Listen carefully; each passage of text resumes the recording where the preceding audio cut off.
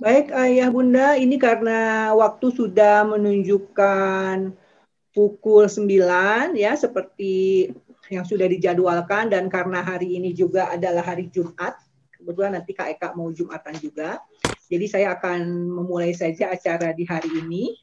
Bagaimana, sudah siap Ayah Bunda semua? Siap. Siap, Alhamdulillah ya. Baik, sebelumnya saya ucapkan terima kasih kepada Ayah Bunda sudah meluangkan waktunya hari ini untuk ikut webinar kali ini. Saya buka acara ini dengan bacaan Bismillahirrahmanirrahim. Assalamualaikum warahmatullahi wabarakatuh. Waalaikumsalam warahmatullahi wabarakatuh. Nah, suaranya baru satu orang nih, yang lain kemana ya? Assalamualaikum warahmatullahi wabarakatuh. Waalaikumsalam warahmatullahi wabarakatuh. Alhamdulillah ada suaranya. Jangan-jangan yang nggak ada orang ya ini kalau nggak ada suara ya. Bagaimana, udah pada sarapan Ayah Bunda? Belum. Sudah siap. Sudah ya. Iya, ini karena lagi masa pandemi ya, mudah-mudahan kita semua diberikan Allah Subhanahu wa taala kesehatan, selalu sehat ya semuanya. Amin. Alhamdulillah nih hari ini kita akan mengikuti materi webinar parenting bersama Kak Eka Wardana dengan judul dekatkan dan kenalkan Allah pada anak ya. Baik, saya buka dengan doa dulu ya. Bismillahirrahmanirrahim. Alhamdulillahillazi arsala rasulahu bil huda wa dinil haq yudhhirahu ala dini kulli wa kafa billahi sayyida asyhadu alla ilaha illallah wa asyhadu anna muhammadar rasulullah. Segala puji bagi Allah yang senantiasa memberikan nikmat karunia, kesehatan, rezeki, dan kelancaran semua urusan kita, dan juga sholawat kepada Nabi besar Muhammad Shallallahu Alaihi Wasallam. Ya, amin ya Allah ya Rabbal Alamin. Terima kasih saya ucapkan kepada semua ayah bunda yang hadir hari ini. Mudah-mudahan niat ayah bunda hadir ke acara ini adalah memang untuk menuntut ilmu, karena salah satu kewajiban seorang muslim adalah menuntut ilmu. Mudah-mudahan Allah berikan pahala kepada ayah bunda semua dan kita semua. Amin. Ya Allah, dan mudah-mudahan dilancarkan sampai nanti selesai ya. Nah, amin. Di awal saya ingin memperkenalkan diri dulu. Barangkali ayah bunda ada yang sudah tahu saya, tapi ada yang mungkin juga baru ketemu saat ini. Perkenalkan, nama saya Bu Ria. Saya ibu dari 4 orang anak, 2 putra dan 2 putri, dan saya tinggal di Bandung, Jawa Barat. Nah, ada juga yang tinggal di Bandung? Ibu, Bapak? Ada ya?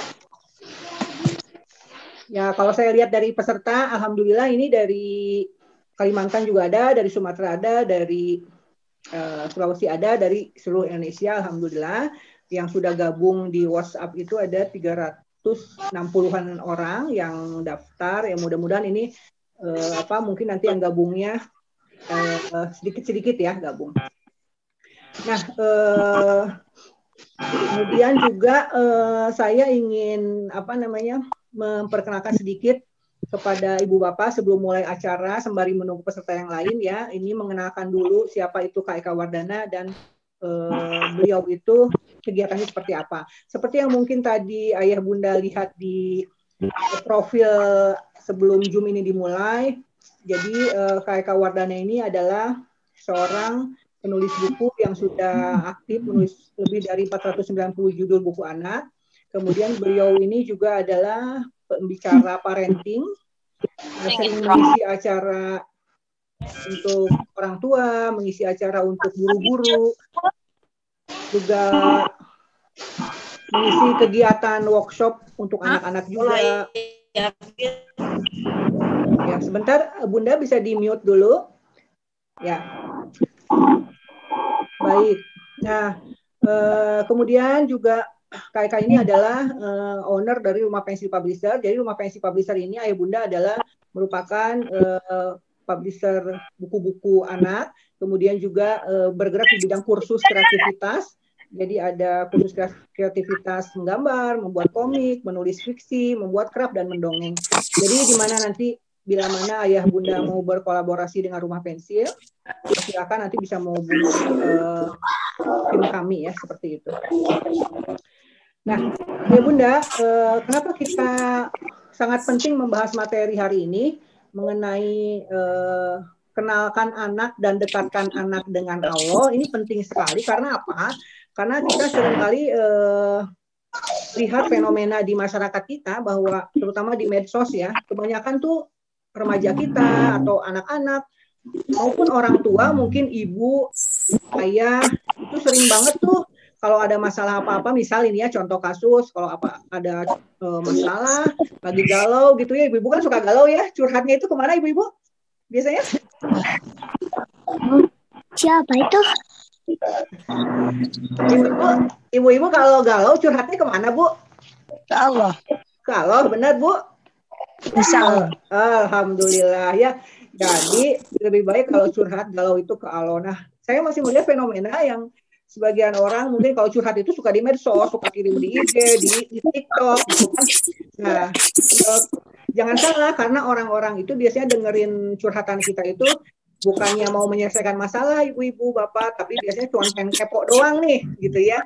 Nah, makanya kita ingin mengajarkan kepada anak-anak supaya anak-anak tuh dekat kenal sama Allah, supaya nanti kalau suatu saat ada masalah apa tuh curhatnya sama Allah saja. Karena semua apa-apa yang diberikan kepada kita, masalah, bukan masalah ujian, itu dari Allah. Kembalikan lagi kepada Allah. Nah, kemudian juga kadang-kadang orang tua suka kebingungan kalau misalnya mau mengenalkan Allah kepada anak ya. Oh, itu apa? Ya, admin mohon di mute dulu. Ya, kadang-kadang juga orang tua kebingungan kalau orang tua yang kebingungan kalau anak bertanya nih, misalnya Allah itu di mana? Siapakah Allah? Allah itu laki apa perempuan sih? Dekat apa jauh sih?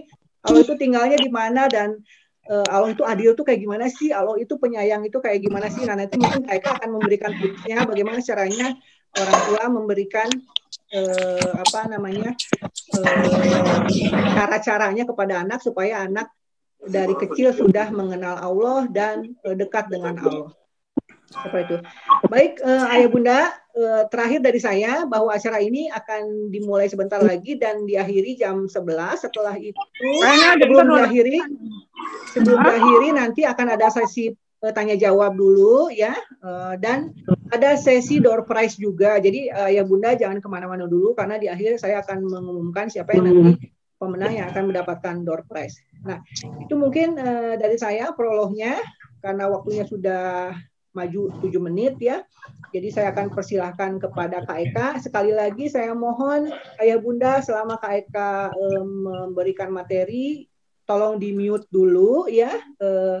Itunya mic-nya, kecuali kalau nanti Kak Eka bertanya, Ayah Bunda silakan bisa berinteraktif ya kepada Kak Eka. Demikian mungkin Ayah Bunda prolog dari saya. Selamat mengikuti ya. Sampai selesai. Mudah-mudahan bermanfaat.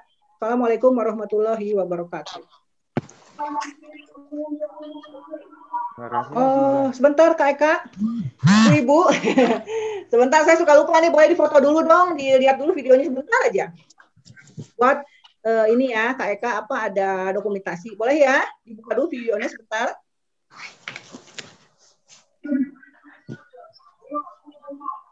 Boleh ya? Ayah Bunda dibuka dulu videonya. Boleh?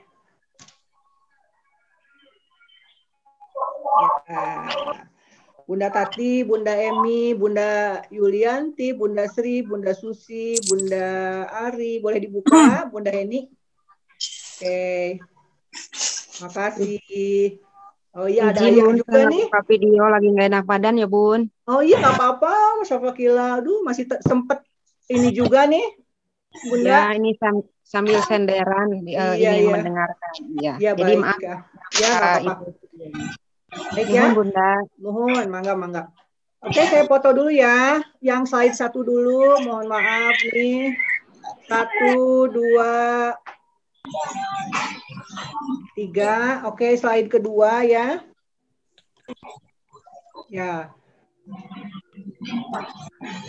Ya, Bunda, slide kedua. Bunda Cici, Bunda Habibi, Bunda Elsa ya, Bunda Erwin. Oke, siap semua ya. 1, 2. Ya, sekarang yang slide ketiga. Bunda Ayu, Bunda Sri, Bunda Eni, Bunda Rotul. Bisa dibuka dulu videonya sebentar.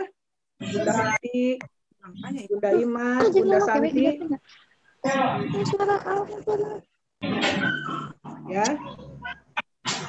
Oke. Bunda Ayu. Oke ya, 1, 2,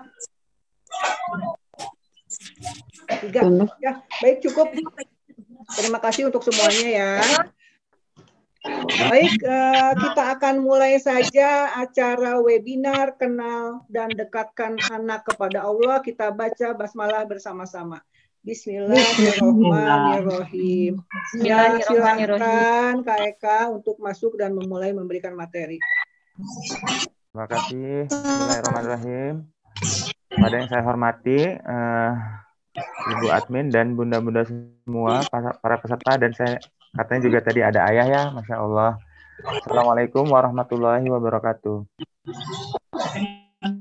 Alhamdulillahillazi hadana li hada wa ma kunna linahtadiya laula an hadana. Assalamualaikum. Asyhadu alla ilaha illallah wahdahu la syarikalah wa asyhadu anna Muhammadan abduhu wa rasuluh la nabiyya ba'dah. Nah, ya Bunda, karena peserta kita lumayan banyak, jadi nanti mohon maaf ya kalau misalnya suara terlalu noise, admin akan mute otomatis suara dari para peserta, kecuali nanti setelah kalau ada interaksi tanya jawab biar kita seru ya. Nah, nanti silakan di open mic-nya, tapi setelah itu nanti di mute lagi, mungkin secara otomatis. Nah, mudah-mudahan Bunda mendengarkan dan aktif lewat chat terutama, karena nanti Bu Ria akan lihat nih siapa yang aktif, mungkin akan berpeluang besar dapat door prize-nya ya Bunda. Ya, dan Bunda, saya langsung aja ya, saya share screen materinya. Insyaallah bismillahirrahmanirrahim. Nah, ini dia. Jadi kalau saya judulnya memanfaatkan masa emas perkembangan anak untuk apa nih? Untuk menanam akidah. Jadi seperti kita menanam pohon ayah dan Bunda, pohon yang kuat dan tinggi sampai menjulang. Nah, ini mulai ada yang coret-coret nih putranya. Tolong ya, coret-coretnya dihilangin, sehingga nanti yang lain tidak terganggu. Nah, menanamkan akidah berarti kita juga mengenalkan anak pada Allah ya dan Bunda. Harap tidak bingung dengan judulnya ini karena sama aja sebetulnya. Karena ini ada coretan, saya ulang ya, share screen ya. Ya, bismillah.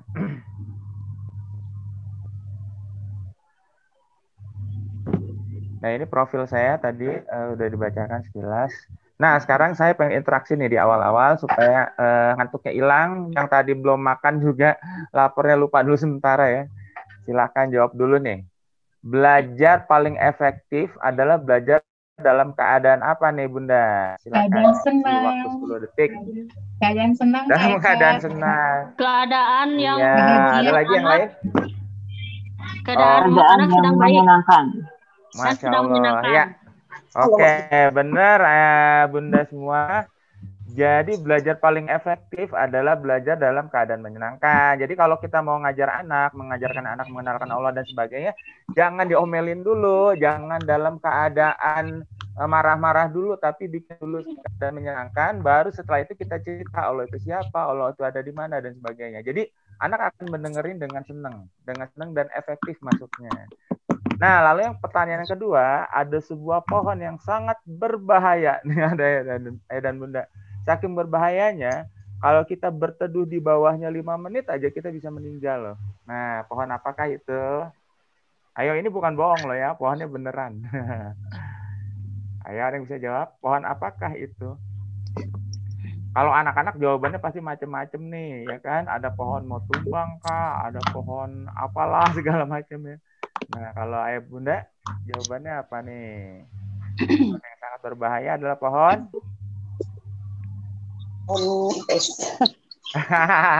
Udah ya, kita nyerah ya, saya kasih tahu itu jawabannya. Pohonnya yaitu pohon ini nih.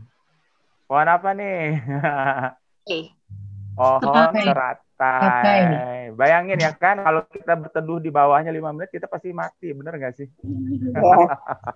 Ya, oke. Jangan terlalu serius ya. Lanjut nih pertanyaannya. Hewan terbesar di dunia hewan apa? Ayo. Dinosaurus atau apa? Gajah. Gajah. Ada lagi. Terus gajah. Nah, Gajah. jawabannya yang benar Kobra. adalah ini nih. Paus biru. Ya, jadi paus biru lebih besar dari dinosaurus yang terbesar, yang fosilnya ditemukan. Nggak tahu kalau nanti ditemukan lagi fosil yang lebih besar, wallahu alam ya. Jadi paus juga ada bermacam-macam nih dan muda. Nah, silakan tambah wawasannya nih karena anak-anak senang dunia binatang ya kan. Jadi mengenal Allah itu nggak cuma mengenal Allah langsung, tapi juga hewan-hewan. Kemudian pertanyaan berikutnya, minyak apa yang disukai ibu-ibu? Aduh, kalau nggak bisa jawab keterlaluan. Minyak zaitun. Minyak zaitun. Goreng. Minyak apa? Minyak goreng. Minyak goreng. Apalagi yang lain? Minyak wangi. Minyak wangi. Wah, Minyak wangi.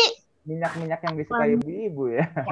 Tapi ada yang paling disukai ibu-ibu yang kompak semuanya suka. Bener nggak sih? Yaitu jawabannya ini. Menyaksikan drama Korea. Menyaksikan. Nah, ada yang protes, aku nggak suka drama Korea. Ya udah, alhamdulillah berarti ya. Sukanya film India. Oh, film India, masya Allah. Berarti menyaksikan film India. Ya, yang kelima. Favorit adalah korma, Bapak. Oh iya, udah lewat ya. Ya udah lewat. Ya alhamdulillah. Ya alhamdulillah berarti. Air terjun tertinggi di dunia yaitu air terjun apa? Niagara. Niagara itu terbesar di dunia, tapi bukan tertinggi. Beda ya. Air terjun apakah? Air terjun Angel. Nah, siapa tuh yang jawab tuh? Dicatat nih sama admin ya. Air terjun Angel tingginya hampir 1 kilometer loh, Ayah Bunda 979 meter, masya Allah. Jadi mengenalkan Allah kepada anak-anak sebetulnya nggak sulit ya. Kita melihat ada foto air terjun tertinggi dunia, kita tanya sama anak, kenapa ya kan? Kenapa bisa begini? Ternyata Allah semua yang merancang yang indah sedemikian bagus ya, dan Bunda. Baik, sekarang kita oh ya, saya sekarang nanya lagi, tapi sudah masuk materi ya. Manakah yang benar menurut Ayah dan Bunda semua? Apakah yang ini piramidnya atau piramid terbalik? Jadi maksudnya gini, kalau semakin tinggi usia anak, kita ajarkan aturan semakin dikit. Tapi semakin anak-anak masih muda usianya, kita ajarkan aturan makin banyak. Nah, atau yang sebelah kanan, yang piramida terbalik. Semakin tinggi usia anak, semakin banyak kita ajarkan aturan. Justru aku masih kecil, nggak usah banyak aturan dulu deh Kak, santai aja, namanya juga masih kecil. Ya kan, nah mana yang benar? Yang sebelah kiri, yang piramid atau yang sebelah kanan? Yang kiri. Yang kanan. Kalau yang dari kiri saya atau yang kanan nih? Yang terbalik. Yang piramida terbalik atau yang piramida? Yang piramida terbalik, yang kiri. Nah, kalau jawabannya oke ya. Mana? Bukan masalah benar atau enggak nih. Sekarang kita belajar dari jawaban yang kita terima. Jawabannya adalah yang ini. Yang Kanan. Yang kanan. Yang Kanan. yang kiri. Nah, sambil dicoret-coret ya. Dari kecil diberikan aturan. Nah, jadi yang agar benar menjadi adalah pembiasaan. yang kiri. Dari kecil kita beri banyak aturan. Bagaimana misalnya mandi teratur, makan harus rapi, naruh mainan pada tempatnya dan sebagainya, sehingga nanti ketika sudah dewasa dia lebih mudah mempelajari peraturan, ya kan? Jadi kenapa? Karena anak punya usia emas untuk belajar. Nah, gitu ya. Kayak nih, saya stop share dulu karena ada coretan-coretannya. Nggak apa-apa ya. Atau kan ada coret-coret kan. Jadi ada yang aktif nih anak-anaknya. Oke ya, saya ulang lagi share screen-nya sebentar. Emas, Yati mama juga otaknya emas. Kita lanjut ya. Oh, belum, sebentar. Ulang dulu share screen-nya. Oh, sebentar ya, masih belum bisa.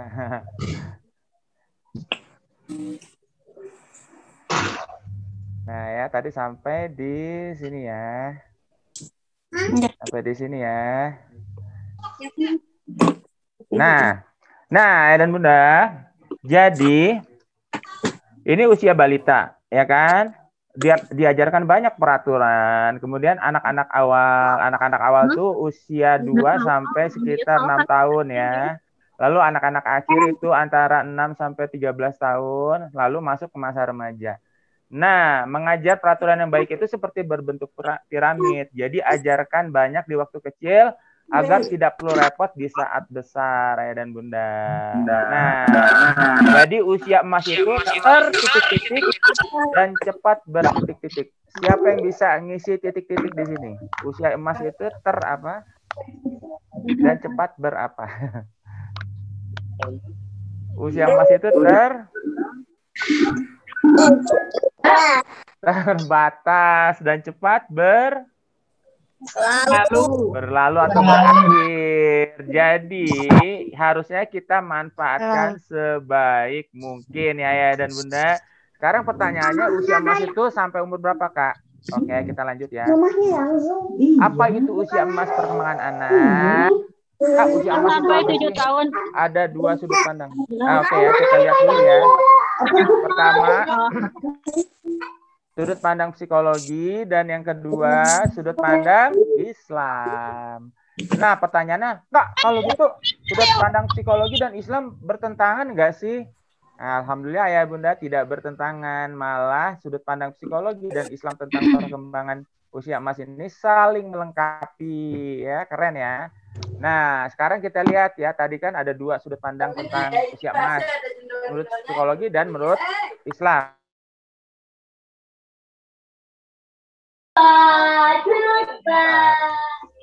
Oh ya, nah tadi ke mute ya. Usia emas menurut psikologi ya. Nah, sekarang tolong di share ulang ya. Nantinya nggak berangkat.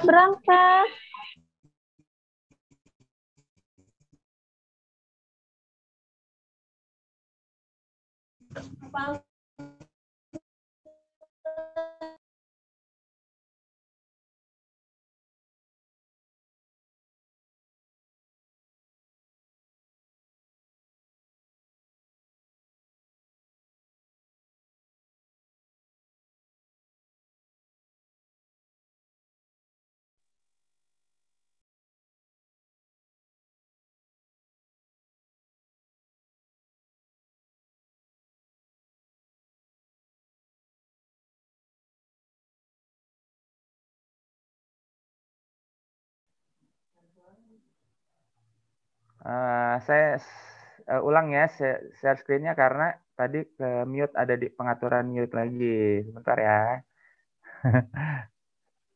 Ya, tadi udah sampai. Santai aja ya kita ya dan bunda. Nah, sampai di sini. Jadi, usia emas menurut psikologi adalah masa di mana perkembangan apa nih? Perkembangan otak terjadi begitu cepat ayah dan bunda. Jadi menurut psikologi kenapa disebut usia emas? Karena perkembangan otaknya terjadi sangat cepat. Sedangkan usia emas menurut Islam apa? Nah, coba sambil dipikir ya di rumah. Mungkin nggak langsung dijawab dulu karena nanti saya berulang-ulang harus stop share dan share ulang. Jadinya agak lama. Nah, supaya cepat saya akan langsung kasih jawabannya, tapi coba bunda jawab, misalnya bisa di chat atau di rumah dipikirkan ya, biar nggak terlalu pasif dan bunda. Nah, kalau tadi menurut psikologi itu usia emas adalah perkembangan otak yang begitu cepat, sedangkan menurut Islam usia emas itu adalah masa atau waktu di mana Allah menjaga fitrah anak dari godaan setan. Masya Allah, usia emas tuh ayah dan bunda adalah kesempatan bagi kita untuk menanamkan akidah, mengenalkan Allah, mengenalkan Rasul kepada anak, karena di usia fitrah itu anak dijaga dari godaan setan. Contohnya anak itu lebih percaya apa yang dikatakan orang tua dibanding orang lain. Tapi nanti kalau usia emasnya udah lewat, anak-anak mulai menerima informasi dari yang lain. Itulah sebabnya piramida, bentuknya piramida, bukan piramida terbalik. Jadi semakin kecil usia anak sebetulnya banyak dikasih informasi pengetahuan tentang Allah ayah dan bunda. Karena kalau udah besar nanti dia akan menerima informasi dari yang lain kalau temannya baik. Kalau temannya nggak baik, nah dia akan mulai membantah, membenturkan informasi dari lingkungan itu dengan informasi dari kita. Nah, makanya dimanfaatkan sebaik mungkin masa fitrah ini, usia emas menurut Islam ini untuk mengenalkan Allah pada anak-anak, ayah dan bunda ya. Nah, itulah usia emas menurut Islam. Jadi sama ya, usia emas menurut psikologi dan menurut Islam itu sebetulnya sama, saling berkaitan. Karena menurut psikologi otaknya berkembang dengan cepat, sementara menurut Islam justru saat otak sedang berkembang itulah anak-anak masih dijaga dari godaan setan dan masih nurut sama apa yang dikatakan orang tua.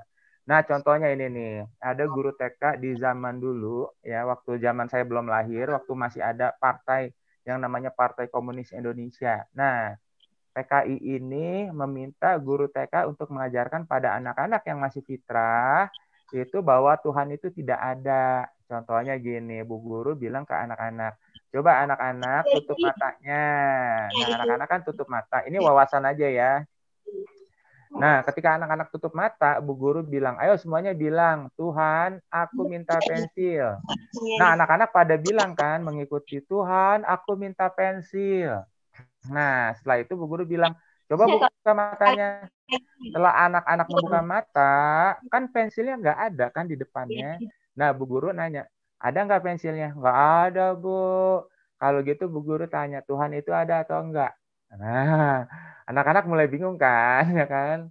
Di rumah dibilang Allah itu ada, sementara di sekolah nggak ada. Dan si guru ini dengan cerdas tapi licik ya, menggunakan cara-cara menggunakan panca indera untuk menekankan bahwa Tuhan itu tidak ada. Nah, kemudian si Bu Guru itu melanjutkan. Sekarang tutup matanya lagi. Anak-anak tutup mata untuk yang kedua kali. Terus Bu Guru minta, anak-anak, Ibu minta sekarang kalian bilang, Bu Guru, aku minta pensil. Anak-anak langsung bilang semuanya, Bu Guru, aku minta pensil. Sambil matanya merem gitu ya. Nah, sama gurunya dikasih pensil di depan mereka. 1, 2, semua anak dikasih pensil. Setelah itu Bu Guru bilang, ayo sekarang coba buka matanya. Ketika buka matanya, ternyata pensilnya udah ada di depan, ya kan? Anak-anak langsung, oh, terus Bu Guru nanya lagi. Nah, sekarang ada nggak pensilnya? Ada, Bu. Kalau gitu, Bu Guru ada apa enggak? Ada, Bu. Kalau Allah ada apa enggak? Nggak ada, Bu. Nah, jadi ketika anak-anak sudah dewasa, anak-anak akan mempertimbangkan menggunakan panca indera seperti yang dilakukan oleh orang-orang kafir yang tidak setuju pada metode Islam. Jadi mereka bilang orang Islam menyembah Tuhan yang nggak ada, ya kan? Nah, itu persis kalau orang tua tidak dari kecil menekankan bahwa Allah itu ada, tidak mengenalkan Allah. Jadi kalau anak-anak sudah dewasa, dia akan mudah dipengaruhi. Kenapa kamu percaya sama Tuhan? Tuhan itu nggak ada. Kamu kan nggak bisa lihat. Kalau Tuhan saya dong ada, bisa kelihatan, ada patungnya, ada gambarnya, ada fotonya, dan sebagainya, ya kan? Nah, inilah pentingnya mengajarkan anak kepada Allah dari sejak kecil, ayah dan bunda. Nah, jadi ini nggak boleh ya. Yang boleh adalah mengajarkan anak-anak akidah. Akidah adalah ikatan yang kuat antara kita dengan Allah. Nah, usia emas menurut Islam. Jadi ayah dan bunda sudah paham ya, usia emas menurut psikologi dan menurut Islam. Nah, sekarang kita lihat lagi. Kapankah usia emas itu? Jadi dari umur berapa, Kak? Usia emas itu sampai umur berapa? Kan tadi dibilang usia emas itu terbatas dan cepat berakhir atau cepat berlalu. Nah, sekarang kita pengen tahu nih kapan usia emas itu ya. Menurut psikologi, otak itu kan tadi perkembangan otak kan usia emas. Menurut psikologi, otak itu berkembang 80%, kemudian menjadi akhirnya 100%. Nah, pertanyaannya, di usia berapakah otak anak berkembang menjadi 80%? Oke, saya langsung kasih jawabannya. Tapi Bunda ikut mikir ya, biar nggak ngantuk nih. Siapa tahu tadi malam tidurnya telat atau nggak tidur atau begadang ya. Tapi supaya nggak terlalu ribut, nggak terlalu noise, jadi saya langsung kasih jawabannya, tapi bukan berarti nggak interaktif ya. Bunda atau ayah bisa di chat, bisa sama temen game-gamean kalau nontonnya barengan ya. Nah, usia otak kita berkembang sampai ukurannya 80% itu di usia sampai ini nih, ayah dan bunda. sampai 5 tahun. Jadi anak TK ya 5 tahun itu perkembangan otaknya udah 80% otak dewasa gitu. Nah, menurut psikologi inilah yang disebut dengan usia emas. Nah, setelah itu berkembang sampai 100% di usia berapa? Usia 8 tahun. Jadi sekitar kelas 2 atau kelas 3 SD itu otaknya sudah sama dengan otak orang dewasa. Makanya ayah dan bunda kita lihat anak bayi kepalanya lebih dibanding orang dewasa, ukuran kepala itu lebih besar dibanding proporsi badan ya kan, kayak orang kegedean kepala gitu. Karena otaknya itu sedang berkembang. Sementara kalau udah dewasa kan ukurannya jadi normal. Nah, gitu ya. Jadi kita udah tahu ya menurut psikologi usia perkembangan emas itu usia 0 sampai 5 tahun ketika 80% dan ditambah sedikit sampai 100% di usia 5 sampai 8 tahun. Nah, inilah usia-usia emas seorang anak yang harus kita manfaatkan banget untuk mengenalkan Allah pada mereka, ayah dan bunda ya. Nah, sampai kapan usia emas itu? Menurut Islam sekarang ya, tadi kan menurut psikologi. Nah, menurut Islam itu usia emas itu sampai usia balik atau mumayyiz atau remaja atau disapi. Nah, ya Bunda coba pikirkan jawabannya, tulis di chat atau tebak-tebakan sama teman di samping ya kan. Karena kalau langsung dijawab nanti noise lagi ya. Oke deh, tapi saya tetap mencoba ini membuat ayah dan bunda interaktif, tidak pasif ya, terus berpikir. Nah, menurut Islam usia emas itu sampai ke masa ini nih ayah dan bunda. Balik atau remaja atau mumayyiz atau siapa ya? Jawabannya adalah yang ini. Mumayyiz. Nah, ada yang sudah tahu apa itu mumayyiz? Mumayyiz itu kriterianya, tebak lagi. Apakah saat anak sudah mandiri, membedakan baik dan buruk, mimpi basah atau haid? Ayo, mumayyiz itu kriterianya yang mana? Nah, mumayyiz itu kriterianya yang ini ayah bunda. Oh, atau taklif. Nah, yang mana ya? Nah, jawabannya adalah yang ini nih. Dia sudah bisa mandiri, sudah mulai bisa mandiri ya. Baik dan buruk. Mengerjakan sesuatu mandiri. Mungkin ketika sudah diajarkan sholat, dia sudah mulai mengerjakan sholat mandiri gitu ya. Tapi ada satu lagi, yaitu sudah bisa membedakan baik dan buruk. Jadi kalau dalam Islam tidak dikatakan usia sekian, tapi dikasih tahu, kalau anak sudah mandiri dan sudah bisa membedakan baik dan buruk, berarti usia emasnya sudah berakhir ya dan bunda. Nah, bukan berarti tidak bisa mengenalkan Allah ketika sudah mumayyiz. Mumayyiz itu sebelum balik, masa sebelum balik. Jadi dia sudah mulai mandiri, sudah bisa membedakan baik dan buruk, tapi dia belum mengalami yang namanya ihtilam atau mimpi basah atau tanda-tanda balik yang lain ya. Nah, gitu. Jadi ketika anak-anak sudah mandiri dan bisa membedakan baik dan buruk, berarti menurut Islam usia emasnya sudah berakhir. Tapi bukan berarti nggak bisa diajarkan tentang Allah. Cuma lebih baik diajarkan sebelumnya, sebelum masa mumayyiz, yaitu 0 sampai sekitar 8 tahun, 5 tahun terutama, atau 7, 6. Nah, sekitar itu ya kalau menurut psikologi. Jadi jelas ya dan bunda, ada saat-saat terbaik mengenalkan Allah kepada anak-anak kita. Tapi setelah lewat bukan berarti nggak bisa dikenalkan. Tapi ada saat-saat terbaik, itu namanya usia emas. Baik menurut psikologi maupun menurut Islam. Ya, jelas ya. Nah, sekarang perkembangan otak, kita balik lagi ke pandangan psikologi. Perkembangan otak adalah perkembangan apa nih? Sosial, kreativitas, imajinasi, atau kognisi, ayah dan bunda. Jawabannya adalah perkembangan otak adalah perkembangan atau perkembangan bermain. Perkembangan ini ayah dan bunda ya. Perkembangan kognisi. Kak, kognisi itu apa? Oke, kita lihat ya. Kognisi adalah ketitik-titikan tentang sesuatu yang didapat dari proses bertitik-titik tentang sesuatu. Nah, apa nih? Ayo berpikir terus ya kan. Ke apa? Nah, saya kasih tahu ya. Keyakinan tentang sesuatu, misalnya keyakinan tentang Allah itu ada. Allah itu Maha Pencipta, Allah itu Ar-Rahman dan Ar-Rahim. Itu keyakinan kan? Di mana keyakinan itu didapat dari proses berpikir. Nah, itu namanya kognisi ya dan bunda. Jadi nyambung banget ya sebetulnya psikologi dengan konsep Islam, itu nyambung banget. Nah, bagaimana keyakinan tentang Allah itu bisa didapat dari proses berpikir.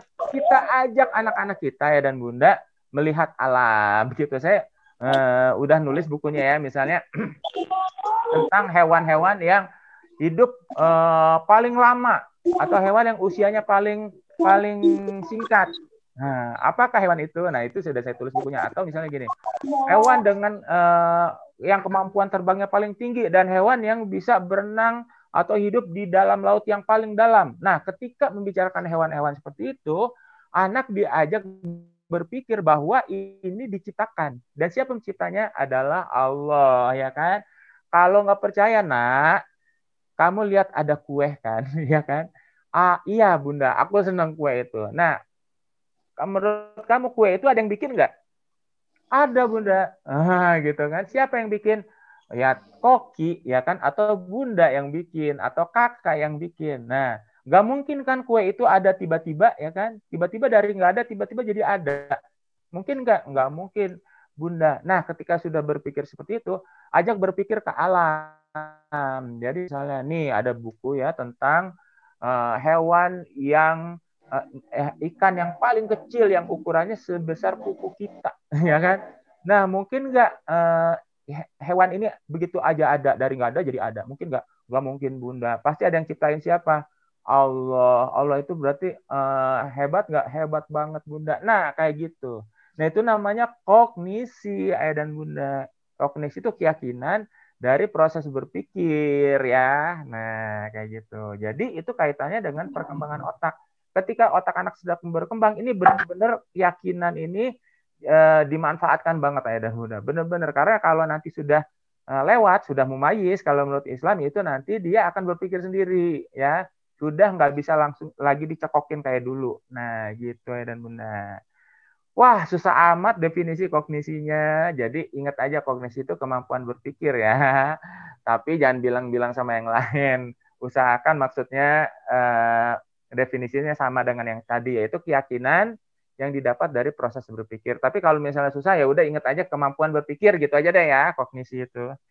Nah, kecepatan perkembangan otak itu ternyata mengalami apa nih dan Bunda? Cepat lalu melambat, yang hijau ya, atau lambat dulu, lalu cepat. Nah, kita lihat ya. Ternyata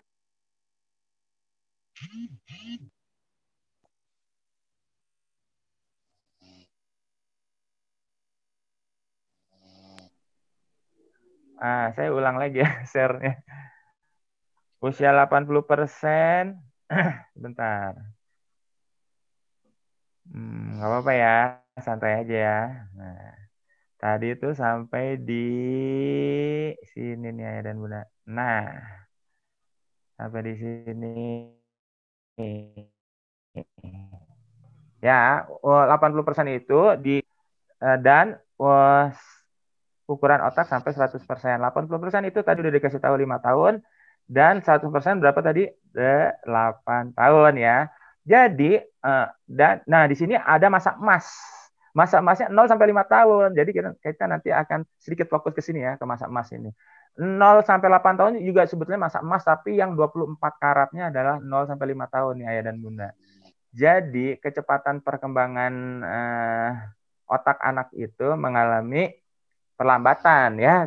Tadinya cepat nih, kemudian jadi lambat. Jadi benar-benar masa emasnya itu di 0 sampai 5 tahun 24 karat. 24 karat kalau emas ya. Jadi kita benar-benar memanfaatkan usia ini untuk menanamkan bahwa Allah itu ada, akidahnya ditanamkan banget. Jadi tugas guru taman anak-anak, PAUD dan sebagainya itu sangat luar biasa, sangat menentukan. Jadi siapa bilang guru TK, guru PAUD itu tidak tingkatnya di bawah guru-guru yang lain yang lebih tinggi? Tidak, justru disinilah guru-guru nanti SD, SMP itu tinggal menuai hasil dari yang ditanam oleh guru-guru anak-anak usia 0 sampai 5 tahun nih. Playgroup ya kan, kemudian TK, PAUD dan sebagainya itu benar-benar luar biasa perannya ya dan Bunda. Nah, jadi kita benar-benar harusnya sangat menghargai mereka nih ya dan Bunda karena perannya sangat penting. Sangat membantu orang tua memanfaatkan masa emas ini untuk mengenalkan Allah kepada anak-anak ya. Nah, pasangkan kiri dengan kanan. Ini berpikir sejenak juga, tapi supaya nggak share screen ulang terus jadi saya kasih tahu sendiri ya jawabannya. Tapi dan Bunda saya minta tetap berpikir nih. Mana yang ciri anak 18 bulan, yang A, B, atau C? Mana ciri anak 2 tahun, yang A, B, atau C? Mana ciri anak 2,5 tahun, yang A, B, atau C? Kita mulai yang pertama ya. Ciri anak 18 bulan yang mana? Kalau sudah ingin sesuatu, ingin saat itu juga. Atau jarang patuh bila diberitahu dengan kata-kata. Atau belum bisa berbagi mainan. Manakah yang ciri anak 18 bulan? 18 bulan berarti masih bayi ya. Nah, menurut para psikolog, ciri anak 18 bulan adalah yang ini. Jarang patuh dan nggak bisa dikasih tahu dengan kata-kata. Jadi kalau kita bilang, Ade jangan nangis, tapi dia masih 18 bulan atau 20 bulan gitu ya. Itu nggak bisa. Ade harus gini, nggak bisa gitu, nggak bisa dikasih tahu. Jarang banget patuh dikasih tahu dengan kata-kata. Lalu ciri anak 2 tahun adalah ini, dia belum bisa berbagi mainan, jadi egonya masih tinggi banget nih. Jadi walaupun masa emas nih dan Bunda, kita harus tahu ciri-cirinya. Jadi kita cara memberitahu Allah itu adalah Tuhan kamu itu memanfaatkan ciri-ciri mereka ya. Dan ciri anak 2,5 tahun adalah sangat kaku. Kalau sudah ingin sesuatu, ingin saat itu juga. Jadi kalau masih punya anak 2,5 tahun, itu kalau dia ingin sesuatu, ingin saat itu juga, ya harus dimaklumi ayah dan bunda karena ini adalah cirinya. Bukan berarti anak ini keras kepala, anak ini manja, jangan dicap kayak gitu. Karena ini memang ciri anak-anak usia 2,5 tahun. Siapapun anak itu yang nantinya mau jadi presiden, yang nantinya mau jadi menteri, yang nantinya mau jadi orang biasa, itu ciri-cirinya sama kayak gini ya dan bunda ya. Nah, jadi udah tahu ya ciri-ciri anak-anak usia segini. Nah, sekarang kita lihat ya dari bayi usia-usia emas nih. Perkembangan kognisi anak usia 0 sampai 18 bulan. Pemahamannya terbatas. Kognisi itu apa tadi? Keyakinan dari proses berpikir ya. Pemahamannya terbatas, jadi mau dikasih tahu kayak gimana, dia tetap akan terbatas, nggak banyak tahu ya. Sering bilang enggak, kalau dikasih tahu enggak, kita kasih tahu enggak gitu ya. Kalau kita bilang enggak malah iya kayak gitu. Tapi kebanyakan bilang enggak. Tidak bisa dimotivasi dengan lisan, karena belum banyak ngerti, namanya juga masih bayi ya. Kemudian melakukan yang berlawanan dengan perintah. Kalau kita perintah duduk, dia berdiri. Kita perintah ayo bangun, dia malah duduk gitu ya. Nah, ini ciri-ciri perkembangan kognisi. Jadi benar-benar manusia itu diciptakan Allah dalam keadaan lemah, kemudian baru berkembang sedikit demi sedikit. Beda sama anak-anak binatang ya, kuda misalnya, atau rusa. Kita lihat di film-film tuh begitu lahir sudah bisa lari. Jadi kalau dikejar sama serigala atau sama singa, dia udah bisa lari ngikutin ibunya. Nah, kenapa anak manusia dilahirkan dalam keadaan lemah, harus disapih dulu, dididik dulu, susah payah? Karena hasilnya luar biasa. Jadi Allah itu sunatullahnya kayak gitu. Subhanallah, Masya Allah banget ya. Anak manusia itu dididiknya keras, luar biasa, susah payah. Tapi hasilnya juga luar biasa ya dan bunda. Sedangkan hewan itu cuma memberi susu, melindungi, dan nggak perlu mendidik apa-apa. Anak hewan itu sudah bisa cepat jadi mandiri, tapi ya jadi seperti itu aja, nggak berkembang. Nah, ini bedanya manusia dengan hewan, ya kan ya, dan bunda luar biasa ya. Nah, sekarang saya mau ngasih lihat film tentang pentingnya menjaga wajah kepada bayi. Nah, ini eksperimen ini dilakukan oleh PhD ya, jadi Dr. Edward Thornick namanya. Nah, Dr. Edward Thornick ini pengen ngasih tahu kita bahwa bayi itu benar-benar sangat tergantung pada wajah orang tua ibunya atau pengasuhnya yang ada di depan dia. Nah, nanti kita lihat ya. Jadi ini adalah proses belajar bayi. Namanya still face experiment atau eksperimen wajah cuek atau wajah kaku atau wajah beku ya. Nah, kita lihat nih ketika ibunya ngajak dia ngomong, bayi itu seneng ya kan? Dia nunjuk ke sana, ibunya nengok. Wah, pokoknya bayi itu seneng. Usia 0 sampai 18 bulan ya, kalau diajak sama ibunya dikelitikin kakinya, dia senang ya kan? Kemudian ibunya senyum sama dia juga balas senyum. Nah, sekarang dicoba ibunya berwajah kaku nih ayah dan bunda. Ibunya nggak bereaksi apa-apa maksudnya. Nah, dalam waktu berapa detik bayi langsung tahu ada yang nggak bener nih sama wajah mama saya nih gitu ya. Dia mulai senyum tapi ibunya nggak balas senyum ya kan. Dia nunjuk ke sana ibunya nggak mau ngikutin. Nah bayi ini mulai merasa ada yang salah nih ayah dan bunda. Terus dia mencoba memegang wajah ibunya. Ayo dong ma kenapa kayak gitu ya kan. Ayo main lagi sama aku. Ayo ada apa nih? What happened ya kan. Dia teriak, ibunya cuek ya kan. Mulai deh dia mulai gregetan bayi ini mulai gregetan sendiri. Ayo dong, mulai dia cari-cari ada apa sih ibunya nih kenapa sih gitu ya. Dilihat kok ibunya dia kayak gini. Lama-lama apa yang terjadi? Dia nangis deh pokoknya ayah dan bunda. Nah, ini menunjukkan kalau kita cuek sama bayi itu akan merasa gitu loh. Kan merasa. Nah, ketika ibunya normal lagi, si anaknya juga normal lagi dalam waktu singkat ayah dan bunda.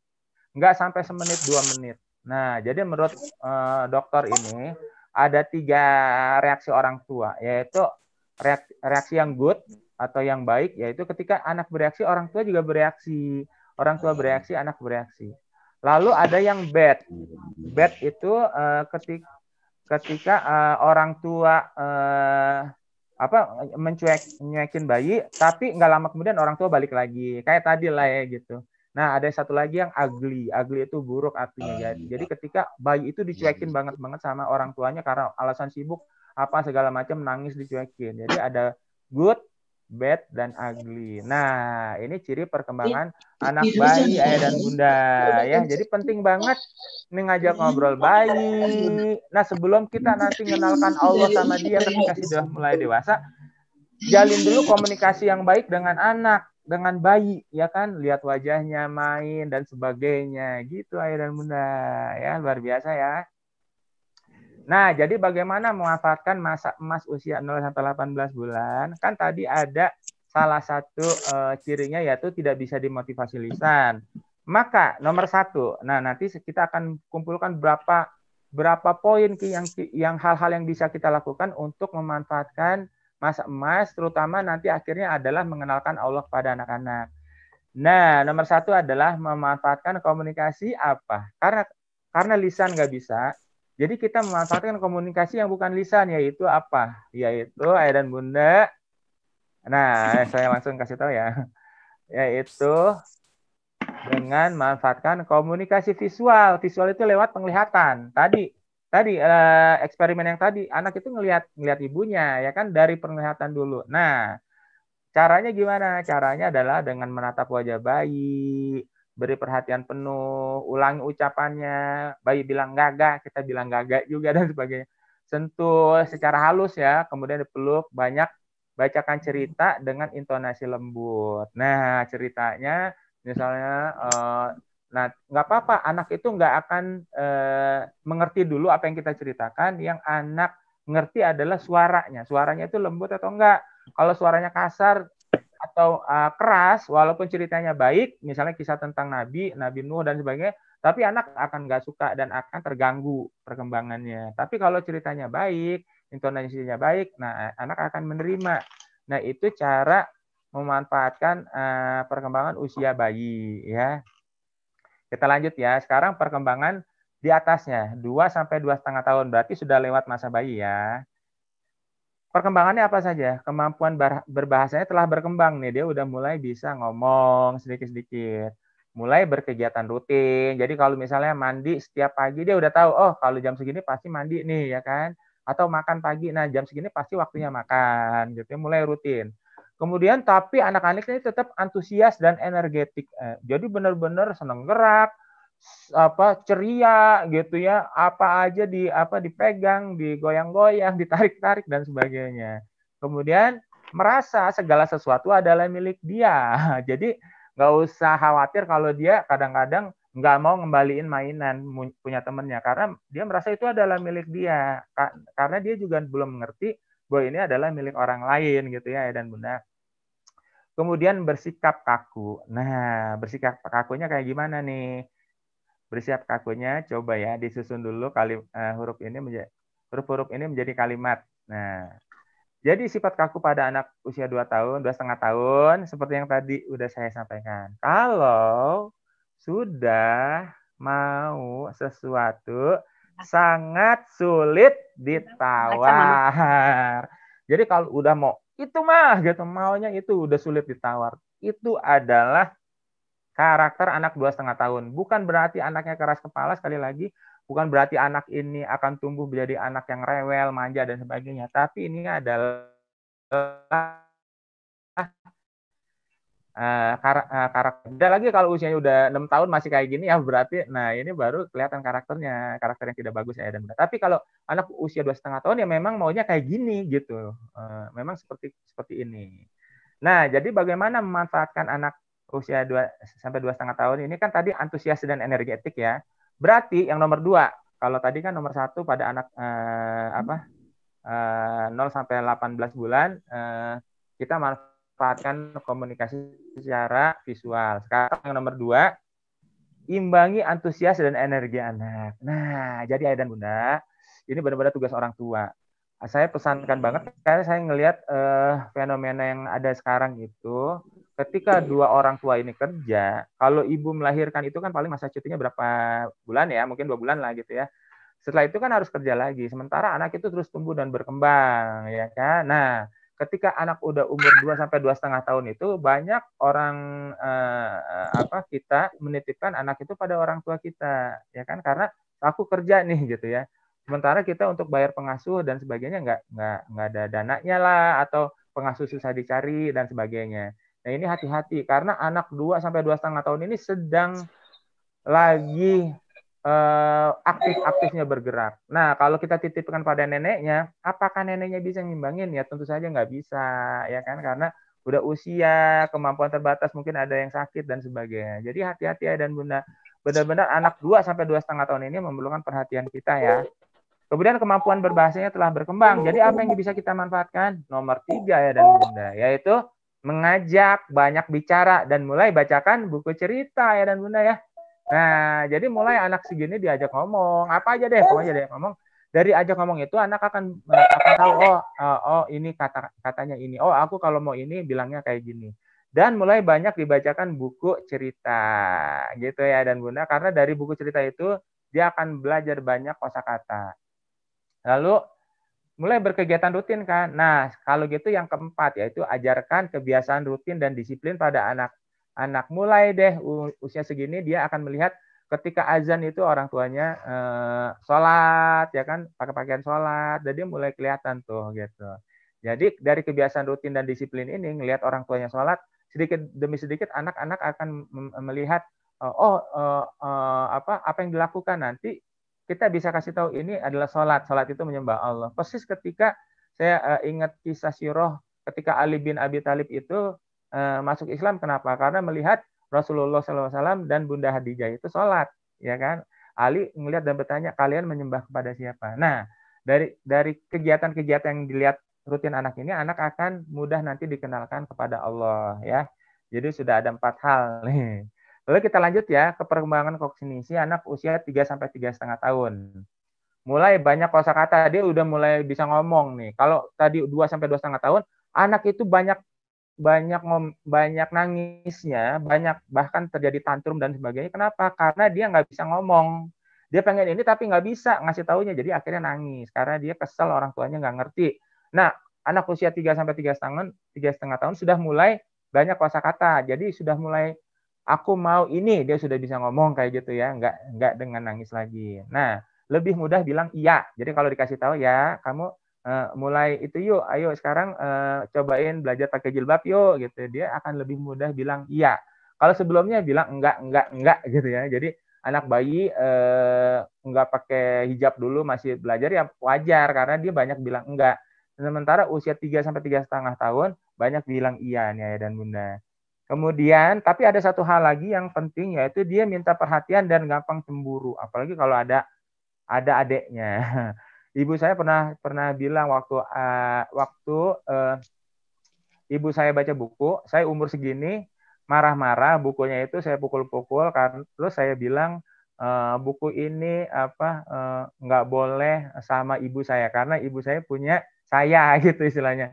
Nah, anak usia 3 sampai 3,5 tahun ini selalu minta perhatian orang tua dan gampang cemburu. Minta perhatiannya gimana? Kadang-kadang dengan bersikap nakal, kadang-kadang dengan ngambek dan sebagainya. Itu tanda-tanda anak sedang minta perhatian ya dan bunda ya. Nah, masih sulit mengucapkan kata yang rumit. Walaupun dia mengucapkan sudah mulai banyak kosakata, tapi dia masih sulit mengucapkan kata-kata yang rumit. Jadi jangan dituntut untuk sampai ke sana. Misalnya, kenapa kamu sakit? Ayo ucapkan, karena pintu menyebabkan aku sakit. Nah, kata-kata menyebabkan itu masih sulit diucapkan gitu ya. Jadi kata-kata yang mungkin 2 suku kata, nah itu masih bisa dia ucapkan. Nah, masih dalam proses belajar ya ayah dan bunda.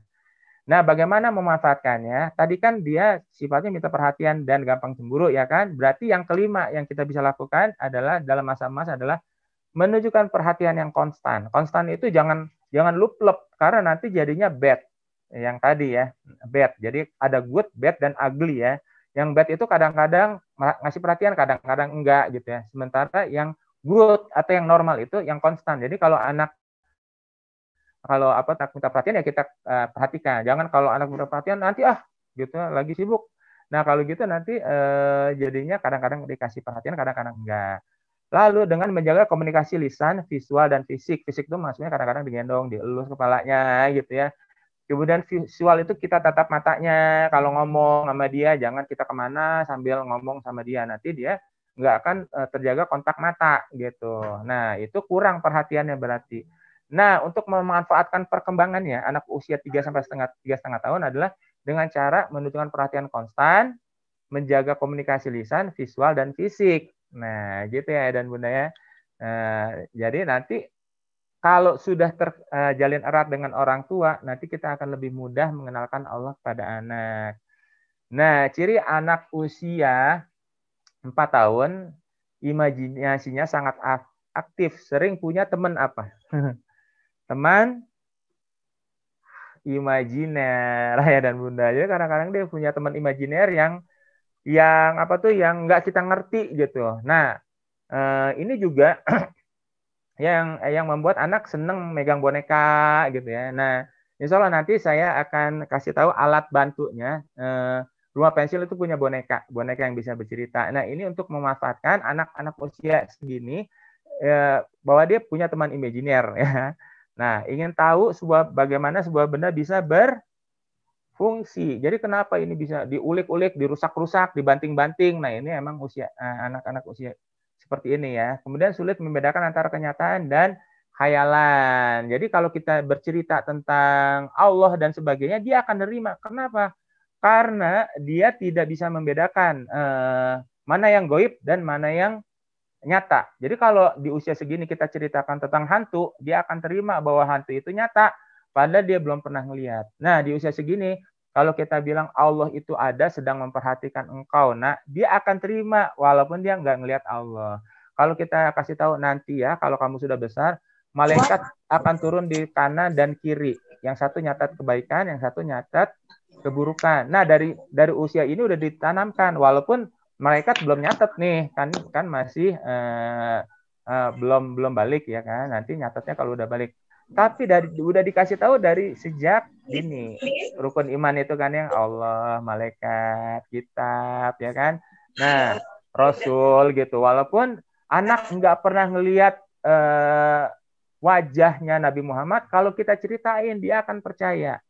Jadi ini benar-benar saat-saat terbaik memanfaatkan usia emas anak untuk mengenalkan Allah, Rasul, para nabi yang lain, ya kan. Kemudian cerita-cerita yang baik yang walaupun belum anak sempat lihat, kayak misalnya tentang surga dan neraka. Nah, ini diceritakan di usia-usia gini akan nempelnya kuat banget. Karena dia belum bisa membedakan antara kenyataan dan hayalan. Maksudnya hayalan itu bukan berarti surga, Rasul itu hayalan. Maksudnya yang enggak bisa dia raba secara nyata gitu ya.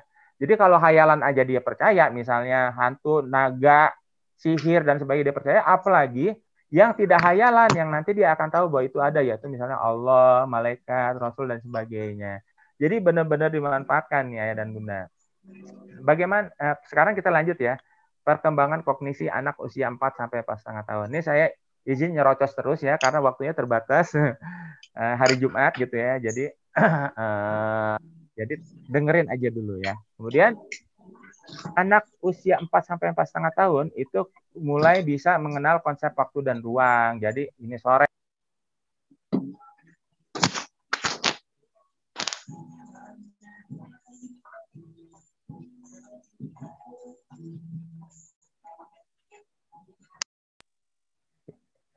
Ya. Ya, jadi saya share ulang dulu ya. Sekalian ini untuk menghapus coret-coretan. Nah, sebentar ya. Apa ya, santai aja. Nah, tadi kita sampai di sini nih. Di sini ya. Nah, kemudian sudah mulai dapat berhitung nih ayah dan bunda. Jadi kalau mau ngajarin berhitung, nah usia 4 sampai 4,5 tahun. Jadi 2 kue diambil 1 kue itu jadi tinggal berapa? Nah, ini usia segini ini ayah dan bunda ya. Kemudian jadi banyak ingin tahu dan sering banget nanya, dikit-dikit nanya, dikit-dikit nanya. Nah, ini adalah pintu informasi. Bukan tidak mungkin dia akan bertanya, "Mah, mama kan bilang ada Allah, ada Allah. Allah itu ada di mana, Mah?" Sekarang. Saya ingat waktu saya kecil, saya dikasih tahu Allah itu, saya beranggapan Allah itu ada di mana-mana. Jadi kan dikasih tahu kalau kamu pergi kemana aja Allah itu akan tahu. Jadi saya merasa Allah itu ada di mana-mana. Saat pergi ke pasar ada Allah. Jadi kesannya Allah itu banyak, padahal Allah itu cuma satu, ya kan? Nah ini penting dikasih tahu. Dikasih tahu. Nah, saya udah nulis bukunya ya. Nanti saya kasih lihat alat bantunya. Allah itu ada di mana, sedang apa, gitu ya. Bagaimana cara melihat Allah dan sebagainya. Nah ini usia 4 sampai 4,5 tahun. Kemudian dia imajinatif dan sering banget berhayal. Ini udah lagi masa-masanya. Benar-benar usia kreatif dan bunda, karena imajinasi dan berhayal itu dekat dengan kreativitas. Orang nggak bisa kreatif kalau dia nggak bisa berimajinasi, bener nggak? Ya kan? Jadi kalau orang mau bikin usaha kue nih ya, mau bikin kue, tapi bikinnya sama dengan yang udah ada, berarti nggak kreatif. Tapi kalau dia pakai imajinasi, oh kuenya aku tambah resep baru nah itu kan pakai imajinasi, namanya kreatif. Dia akan bersaing lebih baik. Nah itu jadi luar biasanya ketika masa ini dimanfaatkan, dia akan tumbuh jadi kreatif. Anak yang tumbuh jadi kreatif akan jadi orang dewasa yang kreatif.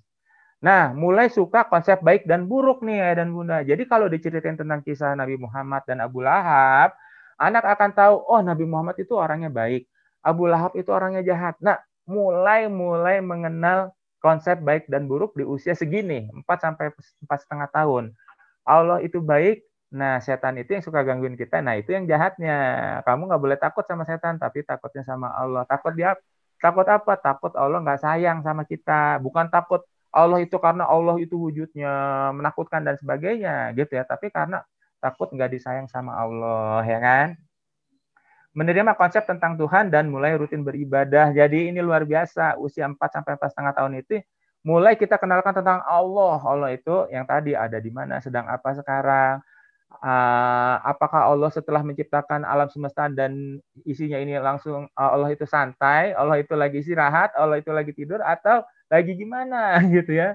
Nah, nanti saya kasih tahu jawabannya ada di buku yang saya tulis ya.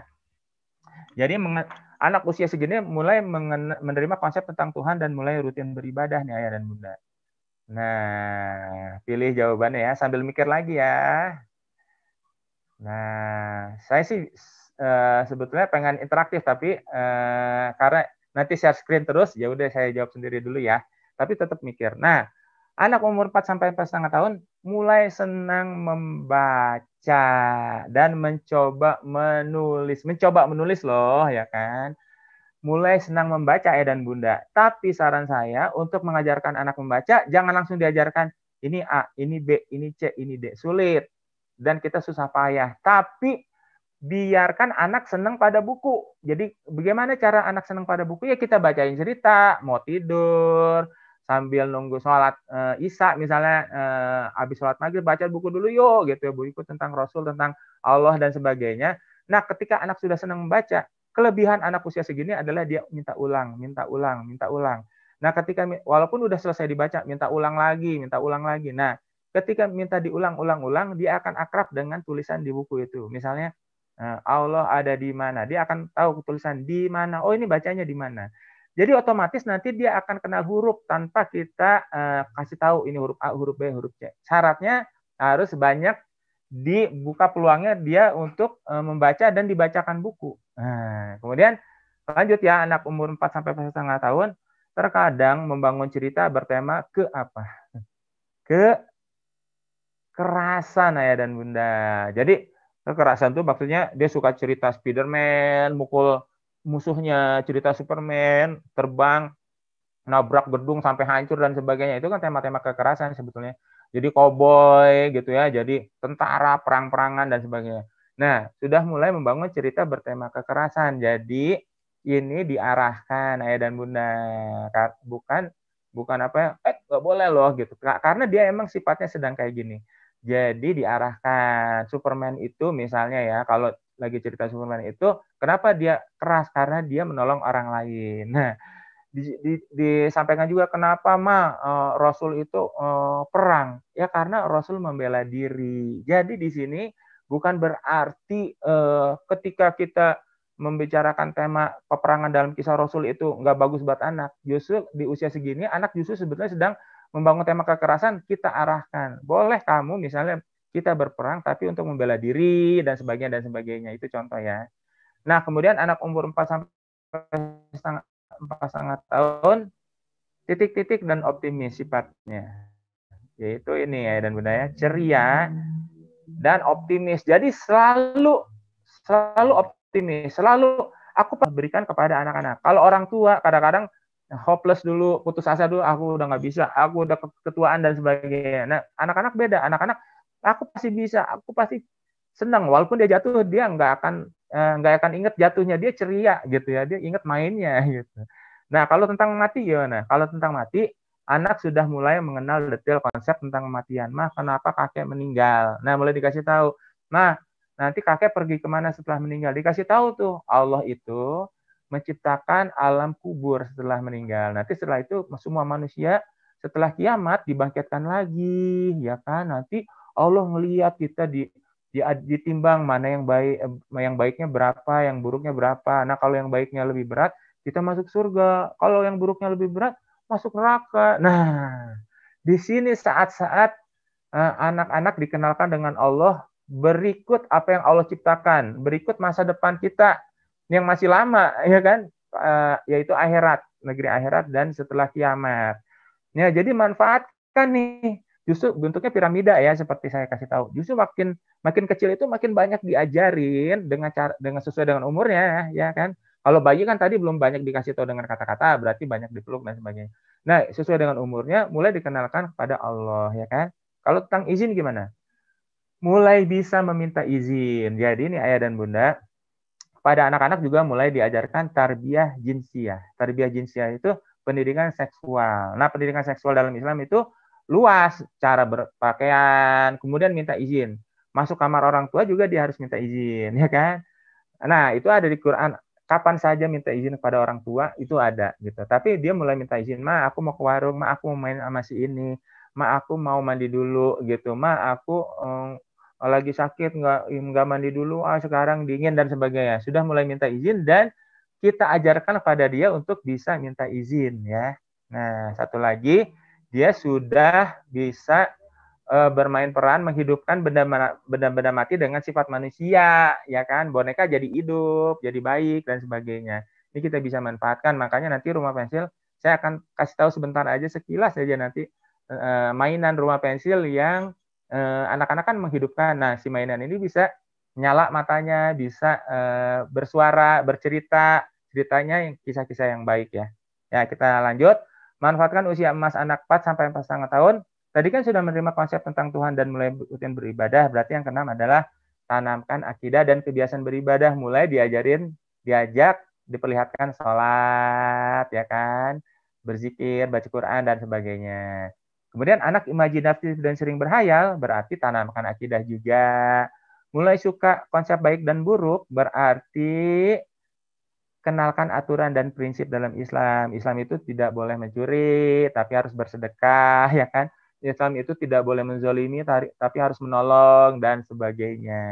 Kemudian ingin tahu dan sering bertanya, caranya dan dimanfaatkannya adalah dengan menjawab dan bebaskan bereksperimen di lingkungan. Jadi dia kan sering ingin tahu, nanya. Yang harus orang tua lakukan adalah jawab. Bukan nanti, atau kamu nanyanya macam-macam aneh-aneh, bukan kayak gitu. Tapi jawab.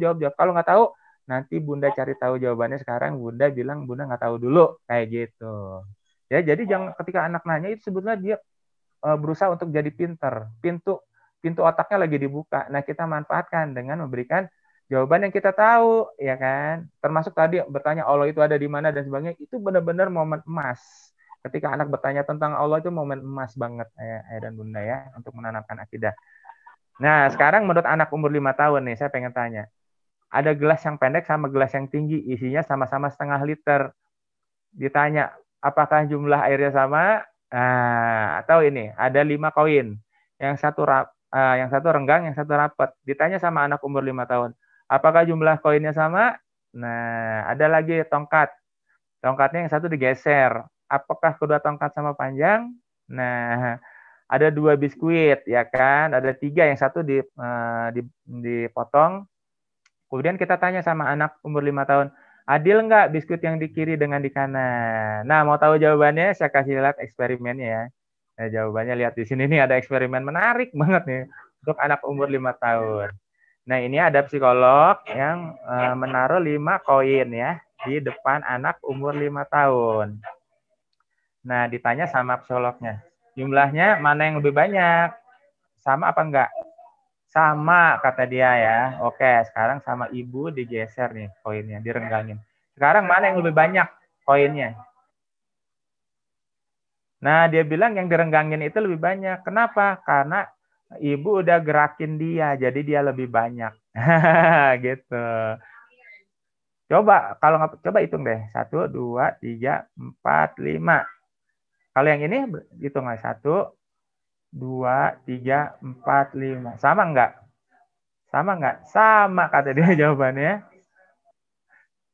Sama. Oke, tapi kita tahu ya, anak umur 5 tahun itu belum sempurna, otaknya masih berkembang. Nah, mana yang lebih panjang tongkatnya? Sama, kata dia. Sekarang ibu geser. Sekarang mana yang lebih panjang tongkatnya? Nah, dia bilang yang digeser itu yang lebih panjang. Kenapa? Karena udah digerakin sama ibu, gitu. Nah, sekarang percobaan yang air nih ya, kita lihat. Nah, ibu akan isi gelas ini dengan air ya. Airnya biru ya, biar kelihatan sama si anak nih tingginya. Nah, diisi dengan ketinggian yang diusahakan sama. Sekarang mana yang lebih banyak airnya? Kata dia, sama. Coba, terus dia ukur, oh iya sama nih, tingginya sama. Sama ya. Ya, yakin dia sama.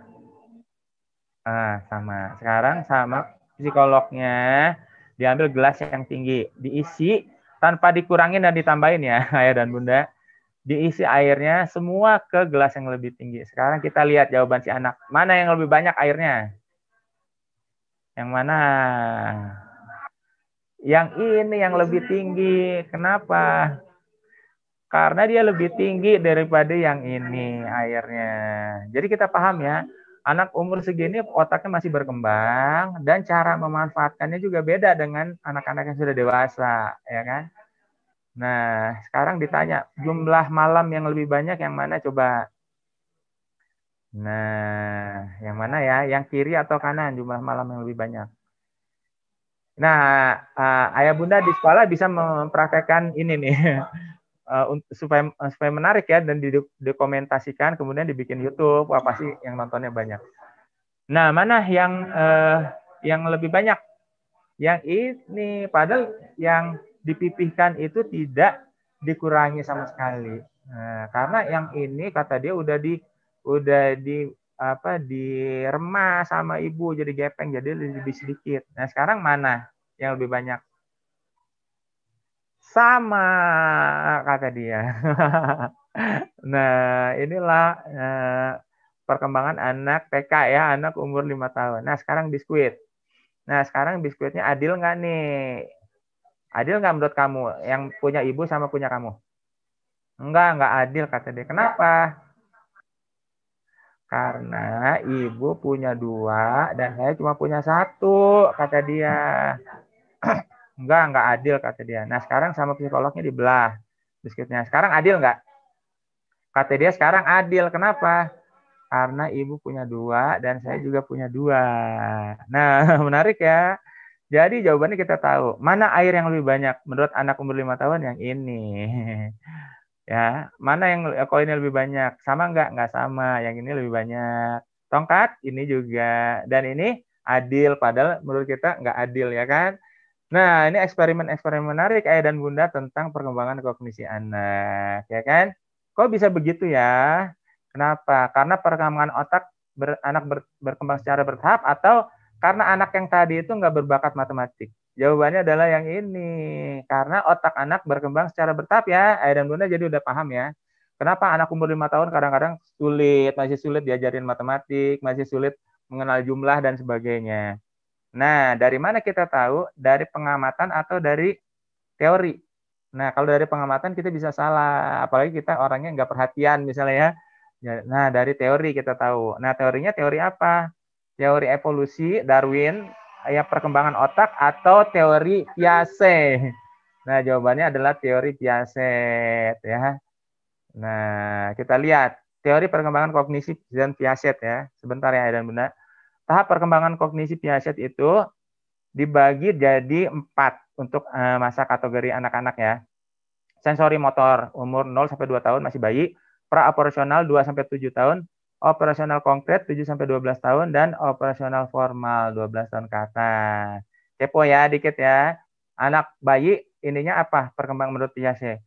Membedakan diri sendiri dan objek lain. Kemudian melakukan kegiatan dengan tujuan tertentu. Misalnya dia ngambil pensil. Nah, dia bergerak itu untuk ngambil pensil, dia tahu, bukan bergerak asal-asalan gitu ya. Kemudian sadar ada benda walau nggak terlihat. Misalnya kuehnya dia, kita ambil, dia tahu kita ngambil kuehnya, walaupun pas diambil itu dia nggak lihat. Dia akan nangis, kue kok tadi dari nggak ada, dari ada jadi nggak ada. Nah, dia udah tahu ya, kayak gitu. Nah, anak umur 2 sampai 7 tahun, apa perkembangannya? Menggambarkan objek dengan imajinasi dan kata-kata. Nah, imajinasi ini yang luar biasa bisa kita manfaatkan untuk mengenalkan anak-anak Allah itu ada walaupun dia nggak bisa lihat. Karena dia bisa mengimajinasikan neraka dan surga itu ada walaupun nggak pernah dilihat oleh seorang pun. Karena dia bisa berimajinasi bahwa Rasulullah SAW itu Isra dan Mi'raj naik ke 7 langit, dia bisa berimajinasi, ya kan? Kalau ini kita tidak manfaatkan, nanti ketika dia sudah remaja kita kasih tahu, dia mikir, kan aku nggak pernah ngelihat, kok ada? Nah, kayak gitu ayah dan bunda, ya kan? Nah, egosentris suka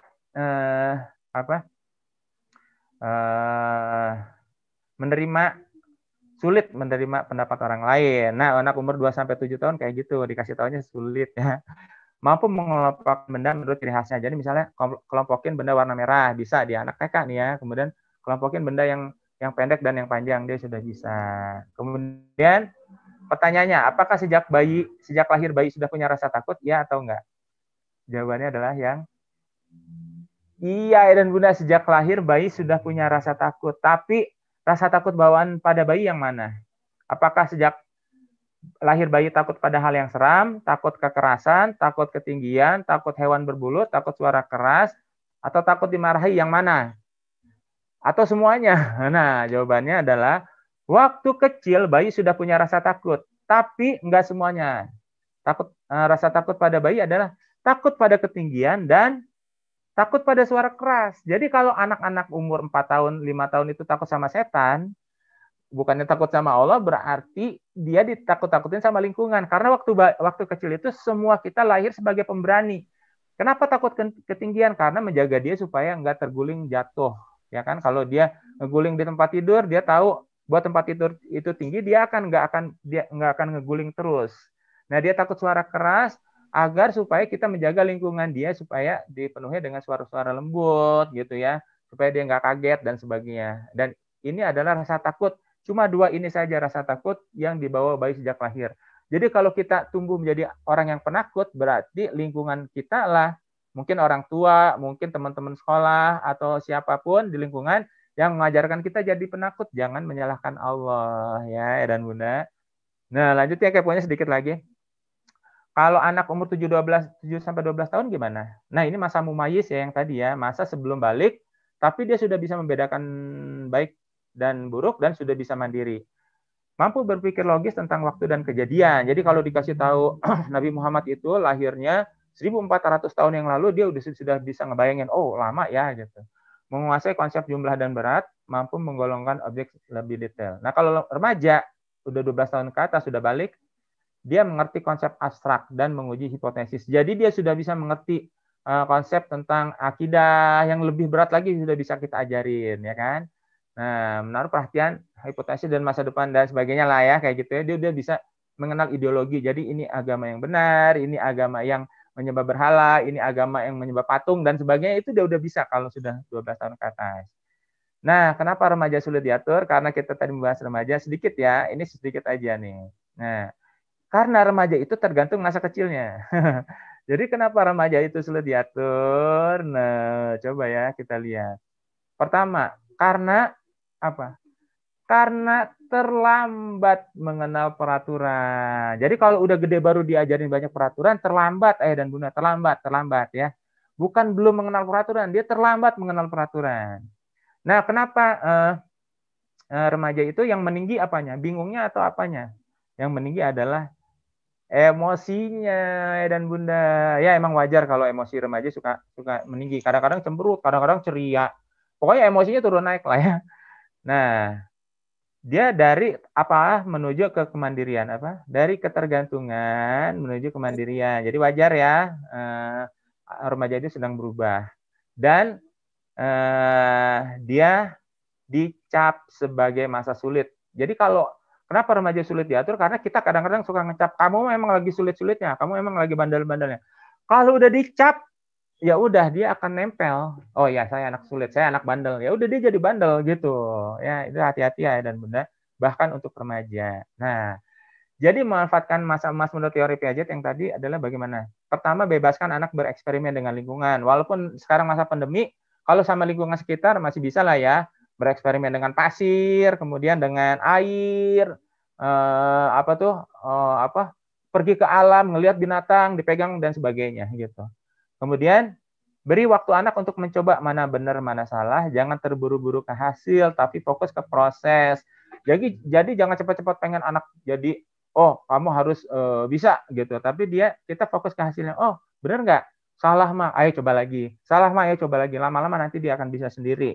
Kemudian buat suasana belajar yang selalu ceria ya. Nah, apa itu akidah? Kita sudah mau selesai nih ayah dan bunda.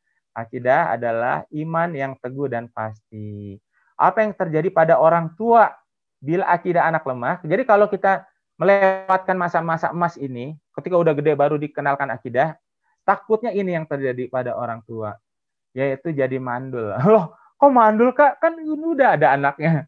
Nah, menurut Rasulullah, orang tua yang mandul itu bukan orang tua yang nggak punya anak, tapi orang yang mandul adalah orang yang punya banyak anak, tapi nggak ada anak-anak yang ngedoain dia. Kenapa? Karena akidahnya lemah, tidak memanfaatkan masa-masa emas untuk mengenalkan Allah, untuk menguatkan akidah. Kan akidah itu harus kenal Allah dong, ya kan? Kalau nggak kenal Allah, gimana mau nyambung, ya kan? Karena akidah adalah iman yang teguh dan pasti, dan tali yang kuat artinya dengan Allah.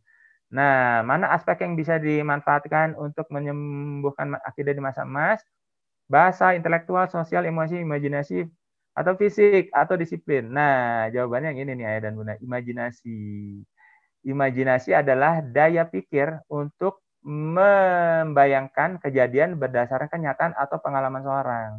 Jadi imajinasi itu kita bisa anak-anak bisa mengimajinasikan surga. Karena di Quran juga sebetulnya banyak kenyataan yang diimajinasikan, surga, neraka, ya kan, ketika arasnya Allah itu kan diimajinasikan. Kemudian zamannya Firaun, ya kan, itu kan diimajinasikan bagaimana bentuknya Firaun, bagaimana Firaun itu lagi marah, ya kan, bagaimana Raja Namrud itu membakar Nabi Ibrahim, itu semuanya imajinasi. Kalau imajinasi ini tidak dimanfaatkan, akidahnya tumpul sehingga dia tidak bisa membayangkan Rasul itu. Kenapa ada Rasul? Aku ngapain membayangkan kehidupan Rasul? Udah nggak kebayang dan sebagainya. Nah, jadi manfaatkan imajinasi untuk menumbuhkan akidah dengan bercerita dari Al-Quran, ya kan, mengenal tentang Allah dan sebagainya. Cara paling efektif menggunakan imajinasi untuk menanamkan akidah balita gimana? Yang mana coba? Jawabannya adalah yang ini ayah dan bunda. Membacakan cerita Islami kepada anak-anak ya. Nah, ada segitiga dahsyat dalam pendidikan yang jarang disadari. Ini kan tanah misalnya, ini pohon, ini ada buahnya. Nah, segitiganya di mana? Segitiganya di sini. Apa aja segitiganya? Tanah itu imajinasi. Pohon apa? Pohon itu bercerita. Dan buahnya adalah akidah. Jadi, manfaatkan imajinasi anak yang masih kuat di usia emas dengan bercerita kepada anak-anak tentang Rasul, tentang Allah, ya kan? Dan buahnya adalah akidah, anak akan jadi kuat seperti pohon yang tumbuh besar dan menghasilkan buah yang bermanfaat. Jadi ada segitiga dalam pendidikan. Segitiga ini dahsyat yang nggak bisa dibohong-bohongin, yaitu dengan bercerita, memanfaatkan imajinasi, yang diceritakan itu kisah-kisah yang luar biasa dari Quran, cinta Rasulullah dan sebagainya, dan anak akan tumbuh menjadi anak yang berakidah kuat ayah dan bunda. Nah, kesimpulannya ya, udah terakhir nih. Kesimpulan, masa emas harus dimanfaatkan sebaik mungkin, yaitu dengan memanfaatkan komunikasi visual, imbangi antusias dan energi anak waktu bayi, ya kan? Ajak bicara dan mulai bacakan buku cerita. Jadi membacakan buku penting. Saya selalu bilang kalau ada orang yang udah beli buku dari Rumah Pensil, saya bilang tolong dibacakan ya, tolong dibacakan ya, tolong dibacakan, kayak gitu. Jadi kalau dibacakan buku itu nggak kalah dengan gadget karena hidup bukunya. Gambarnya diceritain oleh orang tua, suaranya dari orang tua, berinteraksi dengan orang tua luar biasa ya. Kemudian ajarkan kebiasaan rutin dan disiplin. Mulai ajarkan sholat, wudhu, dan sebagainya. Ya kan, kalau keluar rumah pakai hijab dan sebagainya. Kemudian 5, tunjukkan perhatian yang konstan. Jadi jangan dicuekin. Ingat percobaan dengan bayi yang tadi ya. Kemudian tanamkan akidah dan kebiasaan beribadah. Ayo ajak sholat. Kemudian menakal aturan dan prinsip, nggak boleh nggak boleh jahat pada orang, nggak harus bersedekah dan sebagainya. Kemudian juga biarkan anak-anak bereksperimen di luar, ya kan. Kemudian berikan waktu anak untuk mencoba mana yang benar dan salah, jangan cepat-cepat pengen hasilnya.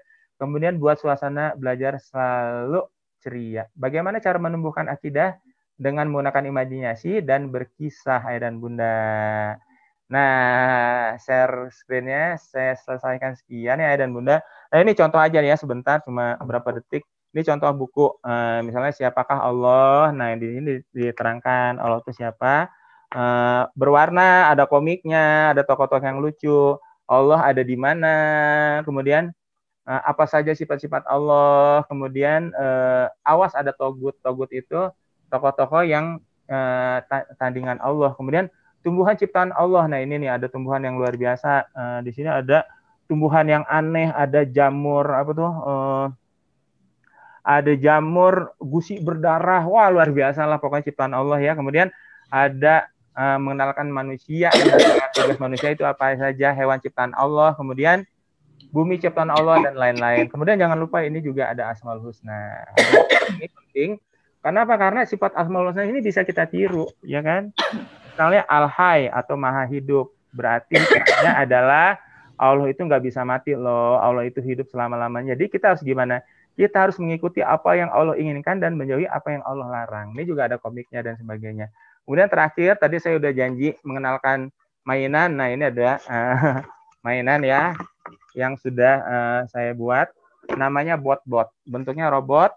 Dan tadi kan anak-anak berimajinasi, teman hayalan dan sebagainya. Nah, ini kita manfaatkan dengan membuat mainan yang bercerita hal-hal yang diperlukan anak. Jadi kisah-kisah yang tadi ada di bot-bot ini.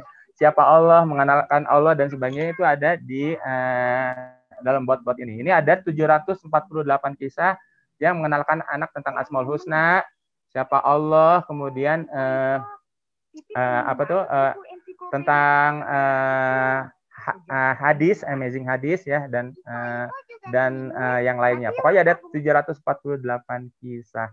Ini juga bisa ada suara ajaibnya, bisa merekam dan sebagainya, ada lagunya gitu. Demikian ayah dan bunda dari saya. Terima kasih. Saya serahkan kembali kepada Bu Ria. Assalamualaikum warahmatullahi wabarakatuh. Waalaikumsalam warahmatullahi wabarakatuh. Waalaikumsalam warahmatullahi wabarakatuh. Baik ayah bunda, jadi luar biasa ya materi dari Kak Eka. Jadi saya menyimpulkan sedikit bahwa usia yang paling pas untuk menanamkan akidah buat anak adalah tadi usia emas, terutama di usia 4 sampai 4,5, di mana anak-anak itu sudah mulai bisa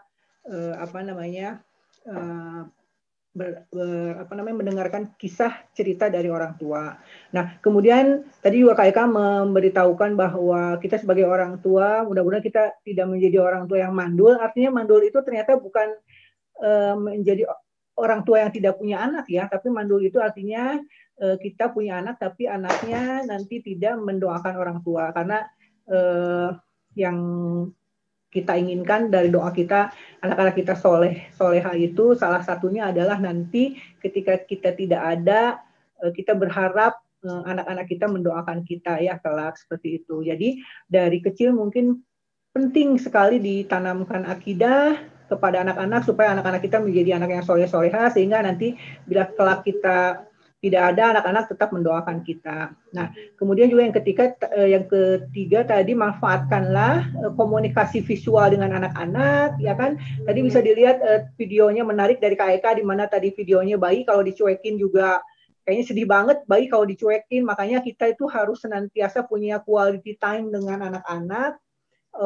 Walaupun cuma sejam, mungkin kita bercerita, ngobrol gitu ya, dari kecil, supaya jangan sampai ada kejadian yang banyak. Salah satu yang curhat sama Kak Eka itu, Kak Eka gimana ya, anak saya terlalu benci sama ayahnya, susah banget nih mau ngobrol sama anak saya karena anak saya curhatnya sama temen. Nah, mungkin waktunya kalau ayah bunda punya anak-anak masih usia emas, dimanfaatkan sedemikian rupa seperti yang tadi dari Kak Eka, dimanfaatkan untuk senantiasa berkomunikasi dengan anak-anak, ada quality time. Nah, salah satunya untuk meningkatkan akidah, tadi Kak Eka sudah ngasih salah satu referensinya supaya nggak susah, itu dengan salah satu menceritakan kisah seperti itu. Nah, baik Ayah Bunda, sebelum saya membuka sesi tanya jawab, ini ada yang bertanya, Karya, apakah materi ini akan bisa di-share? Tidak, insya Allah nanti materi ini bisa Ayah juga lihat di YouTube, channel YouTube-nya Kak Eka ya. Dan nanti kalau memang pertanyaannya banyak, nanti jam 11 Kak Eka Jumatan juga insya Allah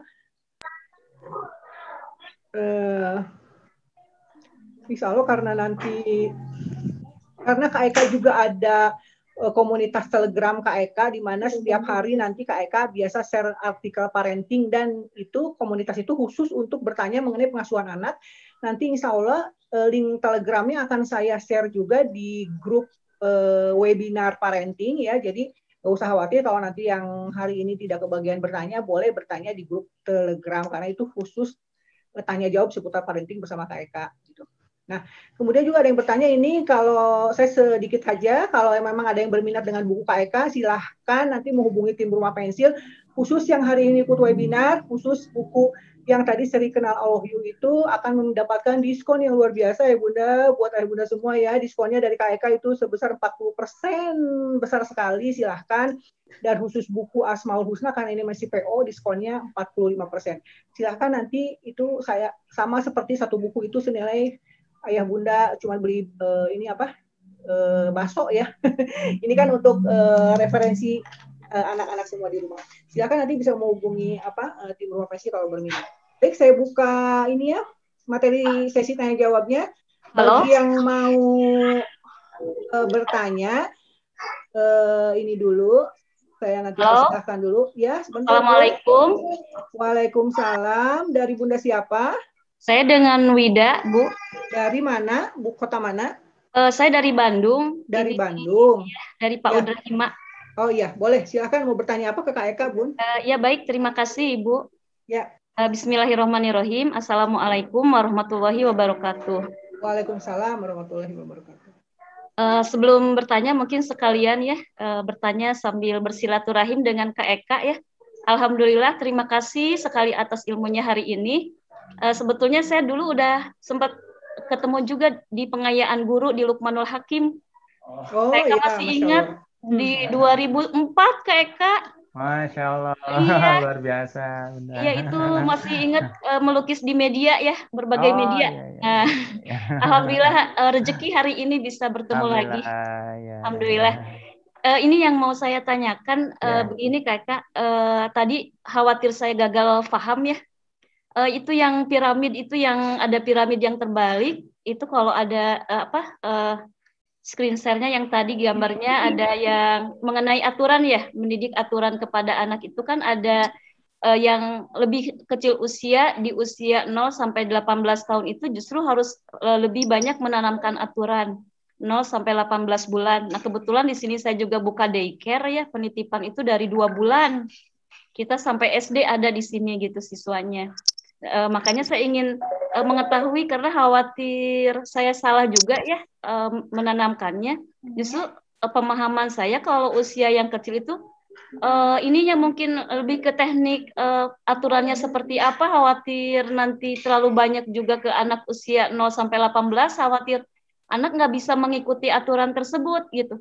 Makanya mohon penjelasannya, mungkin bentuk aturannya seperti apa, kemudian aturan-aturannya itu apa ya, yang untuk 0 sampai 18 tahun itu yang seperti bagaimana. Terima kasih Kak Eka. Assalamualaikum warahmatullahi wabarakatuh. Waalaikumsalam warahmatullahi wabarakatuh. Ya silakan langsung aja Kak. Ya. Baik, ya jadi benar memang tadi piramidnya adalah kalau mau di share screen lagi ya coba ya sebentar biar lebih jelas nih ngejelasinnya. Nah tadi itu screennya yang ini. Nah ini ya. Iya benar Pak yang itu. Ya jadi aturan itu diberikan pada anak-anak semakin kecil itu semakin banyak mumpung masih kecil dia banyak. Nanti ketika sudah seiring bertambahnya usia justru makin sedikit. Karena kalau terbalik nanti justru kita repot ketika remaja itu mau dikasih banyak aturan malah sulit mengikutinya. Nah, catatannya adalah ya Bunda, karena tadi di sini ada balita, anak-anak awal, anak-anak akhir. Jadi bukan 0 sampai 18 bulan saja, tapi sampai masa anak-anak akhir dan remaja, bahkan mungkin sampai dewasa kita tetap akan mengenal aturan-aturan. Tapi kalau sudah dewasa kan kita nggak usah diajarin, jadi bisa mengenal sendiri. Nah, tapi kalau anak-anak kita harus ajarkan. Nah, tadi pertanyaannya bagus banget. Kalau untuk balita, bagaimana cara mengajarkan anak-anak, apalagi dari 2 bulan tadi ya, sampai terus ke SD. Nah, itulah kenapa tadi saya menyampaikan perkembangan anak sesuai usianya. Jadi kita mengajarkan aturan tapi sesuai dengan kemampuan anak. Kalau misalnya tadi 0 sampai 18 bulan, dia belum bisa dimotivasi secara lisan ya. Kalau gitu cara mengajarkannya dengan visual. Jadi kalau misalnya anak bayi kayak gitu, ayo taruh mainan pada tempatnya, susah karena dikasih tahu dia masih belum ngerti. Kita ambil mainannya, ayo ajak dia rapikan. Nah kayak gitu loh. Tapi itu kan sebetulnya pengajaran peraturan. Jadi kalau dia datang pakai sepatu, kita ajarkan, ayo sepatunya taruh di sini, di tempat kamu yang warnanya merah. Dengan visual. Kalau ayo taruh sepatunya sebelah situ. Sulit dia menerima karena masih bayi ya. Ayo kita bareng-bareng taruh, kamu bawa sebelah, ibu bawa sebelah. Taruh satu di sini, kamu taruh juga. Nah, kayak gitu kira-kira. Jadi tetap ajarkan peraturan tapi dengan sesuai dengan kemampuannya masing-masing gitu. Jadi kalau misalnya tadi anak umur 4 sampai 4,5 tahun gitu kan, dia imajinasinya masih luar biasa. Nah, bagaimana cara mengajarkan banyak peraturannya? Jadi misalnya gini, kita sampaikan kepada dia, kalau kamu nakal sama teman, nanti ada malaikat yang mencatat loh di sebelah kiri. Kalau kamu berbuat baik, malaikat yang sebelah kanan yang mencatat. Itu berarti memanfaatkan imajinasi dia. Gitu. Imajinasi anak umur segini dia bisa membayangkan, oh ini itulah masa fitrah itu luar biasa. Allah itu masa fitrah menurut Islam kan tadi ketika Allah menjaga anak dari godaan setan. Nah, maksudnya adalah ketika kita manfaatkan untuk mengenalkan Allah, para malaikat dan sebagainya, dia akan bisa menerima. Nah, begitu caranya memanfaatkan. Jadi bukan misalnya dengan cara yang terlalu keras atau gimana. Enggak, kita tetap dengan cara yang lembut, dengan cara yang membimbing, tapi biarkan juga dia misalnya kayak tadi bereksperimen dan sebagainya. Jadi diajarkan banyak peraturan, tapi dengan cara yang sesuai dengan usianya. Nah, jadi waktu masih kecil itu diajarkan tentang kerapihan, mandi itu teratur, kalau makan itu nggak boleh, nanti kalau misalnya udah TK gitu ya, nggak boleh pegang gadget gitu ya, masuk kamar mandi nggak boleh bawa gadget dan sebagainya. Nah, itu mengajarkan peraturan sebetulnya kepada anak. Nah, karena banyak yang bertanya, sebetulnya saya mau ngejelasin banyak nih, tapi kira-kira begitu dulu ya Bunda ya. Jadi kita mengajarkan anak itu banyak aturan, karena kalau udah di DIK kan ada materi-materi yang pengasuhan yang kita sampaikan kepada anak, membaca, merapikan, kemudian kebersihan dan sebagainya. Nah, itu sebenarnya aturan. Jangan membayangkan aturannya berbentuk tulisan, harus begini, bukan kayak gitu, tapi bisa dengan cara lisan, dengan cara visual, dengan cara contoh, dengan cara teladan, dengan cara melakukan rutinitas, ya kan? Kalau mau sholat, ayo pakai mukena, gitu kan? Nah, itu kan rutinitas. Jadi anak terbiasa. Oh, kalau mau sholat pakai mukena, wudhu dulu, kayak gitu. Kira-kira seperti itu, Bunda. Alam. Ya, terima kasih Kak Eka penjelasannya. Insya Allah dapat dimengerti. Alhamdulillah. Ya.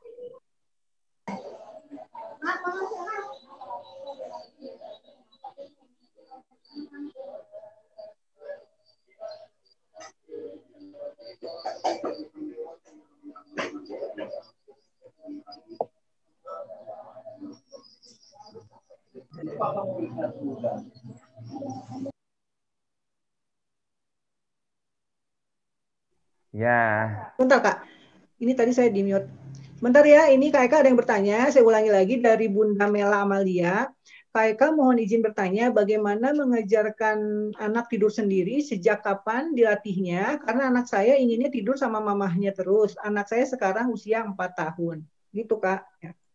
Ya, bagi mereka yang senang nonton film nih pasti ada baiknya juga yang kita lihat di film. Kebanyakan di Amerika sana itu anak-anak kecil itu sudah punya kamar sendiri dan dimatikan lampunya ketika mau tidur. Itu kan benar-benar kayak sunnah Rasulullah ya. Jadi tidur itu mematikan lampu ya, biar tidurnya nyenyak, biar tentram, tenang dan sebagainya. Nah, kalau untuk anak-anak memang setelah disapi, setelah sudah 2 tahun lebih itu kalau bisa punya kamar sendiri dan tidur tempat sendiri. Jadi jangan tidur lagi sama orang tua.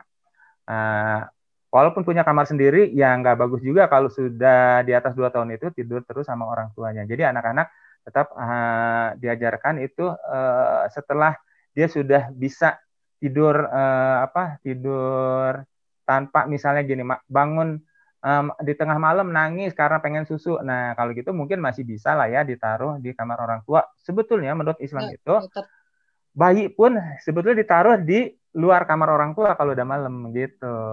Itu adab dalam Islam. Jadi sebetulnya memang dari kecil anak itu ditaruh di luar kamar orang tua, tapi mungkin ditaruh di kamar sebelah lah ya, yang dekat biar jadi kalau ada nangis atau apa orang tua bisa bangun dan bisa melihat apa yang terjadi. Jadi memang sebetulnya dari kecil anak itu dipisahkan kamarnya dari orang tua dan diajarkan untuk tidur sendiri.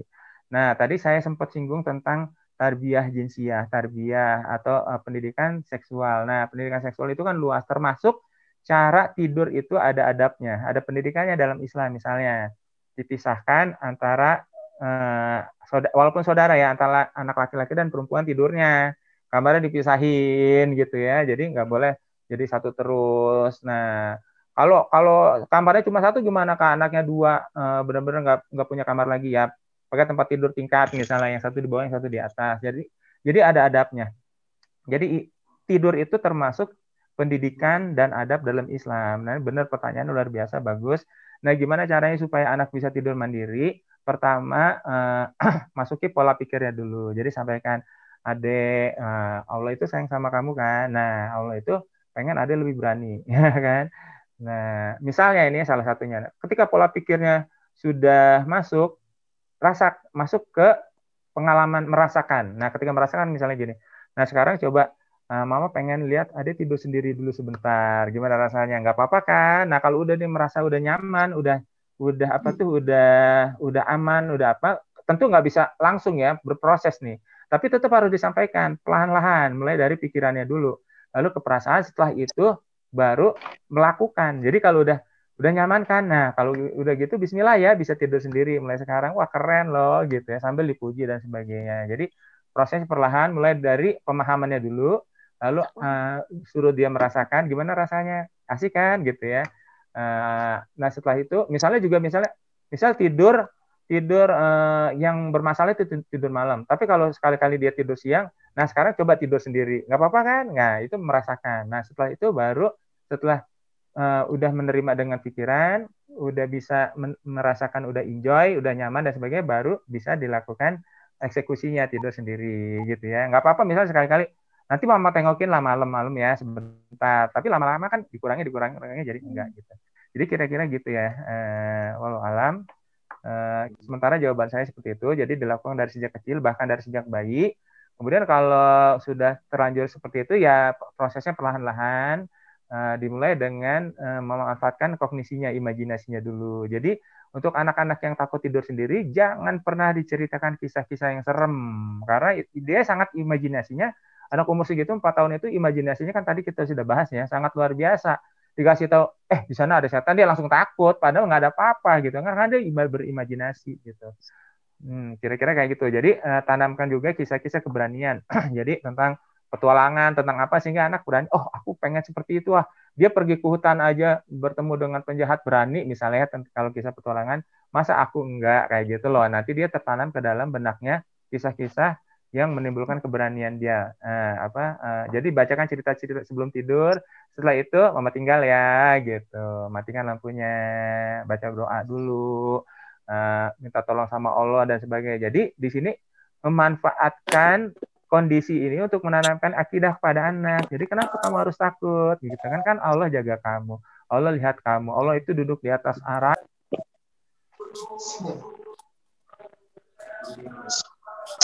Mute.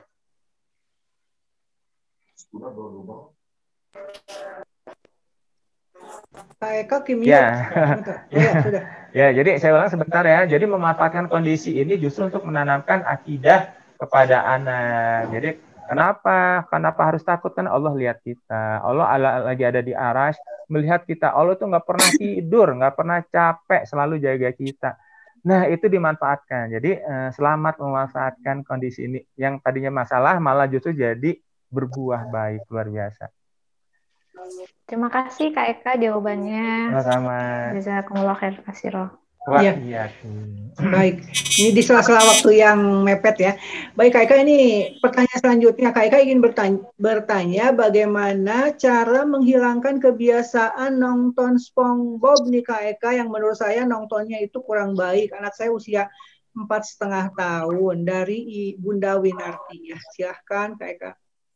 Ya, sebetulnya kita harus akuin ya, kalau SpongeBob itu sangat menarik buat anak-anak.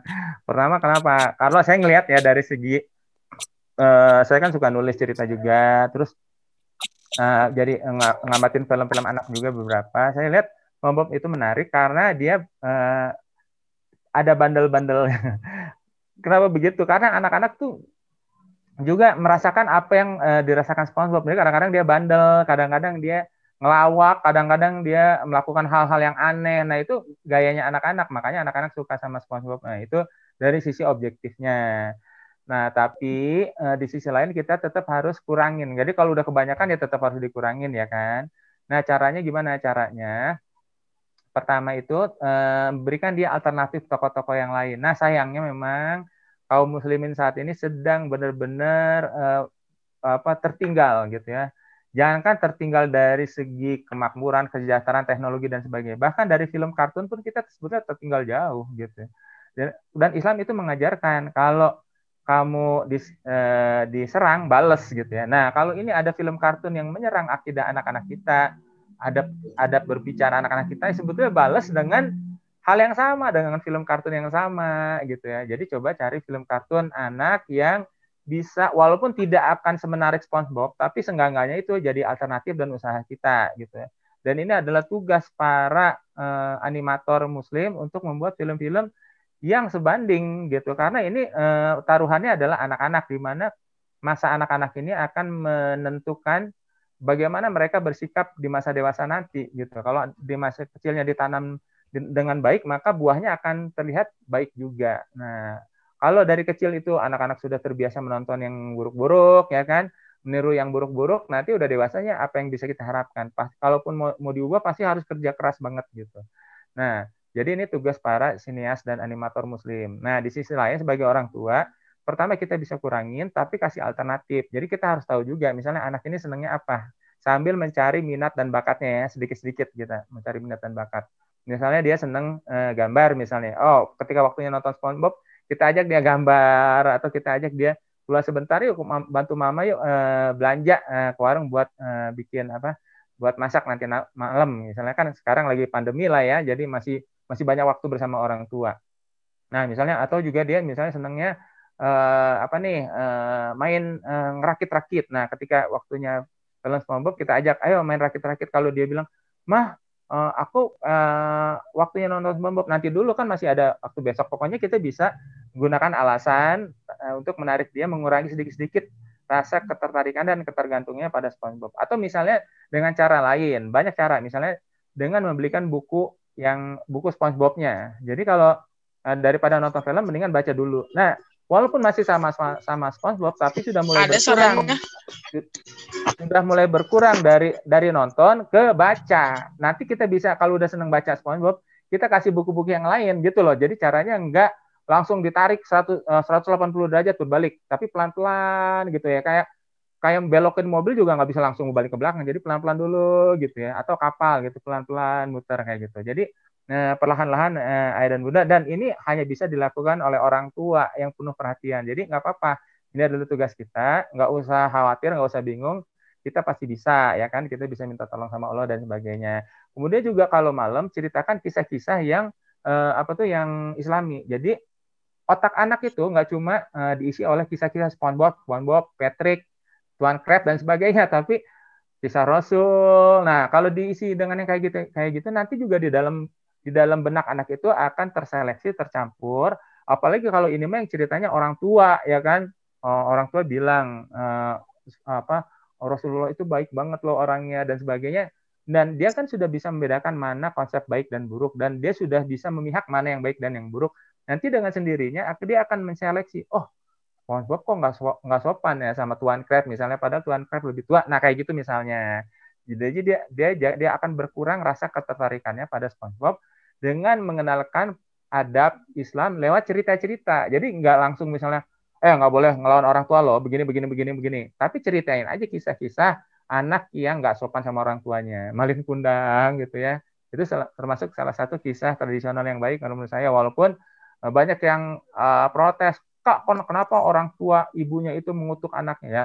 Baca lagi kisah malin kundang. Malin kundang itu kasar banget sama ibunya, sampai ibu manapun diperlakukan seperti itu pasti akan sedih, akan marah kayak gitu ya. Jadi jangan mencap sebuah kisah sebelum kita benar-benar baca kisahnya gitu. Jadi begitu, banyak ceritain kisah, cari minat dan bakat yang lain, cari kegiatan alternatif yang lain, alihkan dia saat ada film itu gitu. Bahkan bisa mengalihkan dengan buku dulu, buku mewarnainya dulu, buku gamenya dulu, setelah itu baru pindah ke buku-buku yang lain gitu. Nah, ini benar, karena kalau dibiarkan dia akan senang terus. Jangan anak-anak remaja dan orang dewasa pun sebetulnya senang gitu. Karena ini yang bikinnya saya bilang luar biasa. Mudah-mudahan kita berdoa ke depannya ada film-film Islam yang bisa menandingi film-film seperti ini, minimal dari daya tarik dan nilai-nilai yang diajarkan.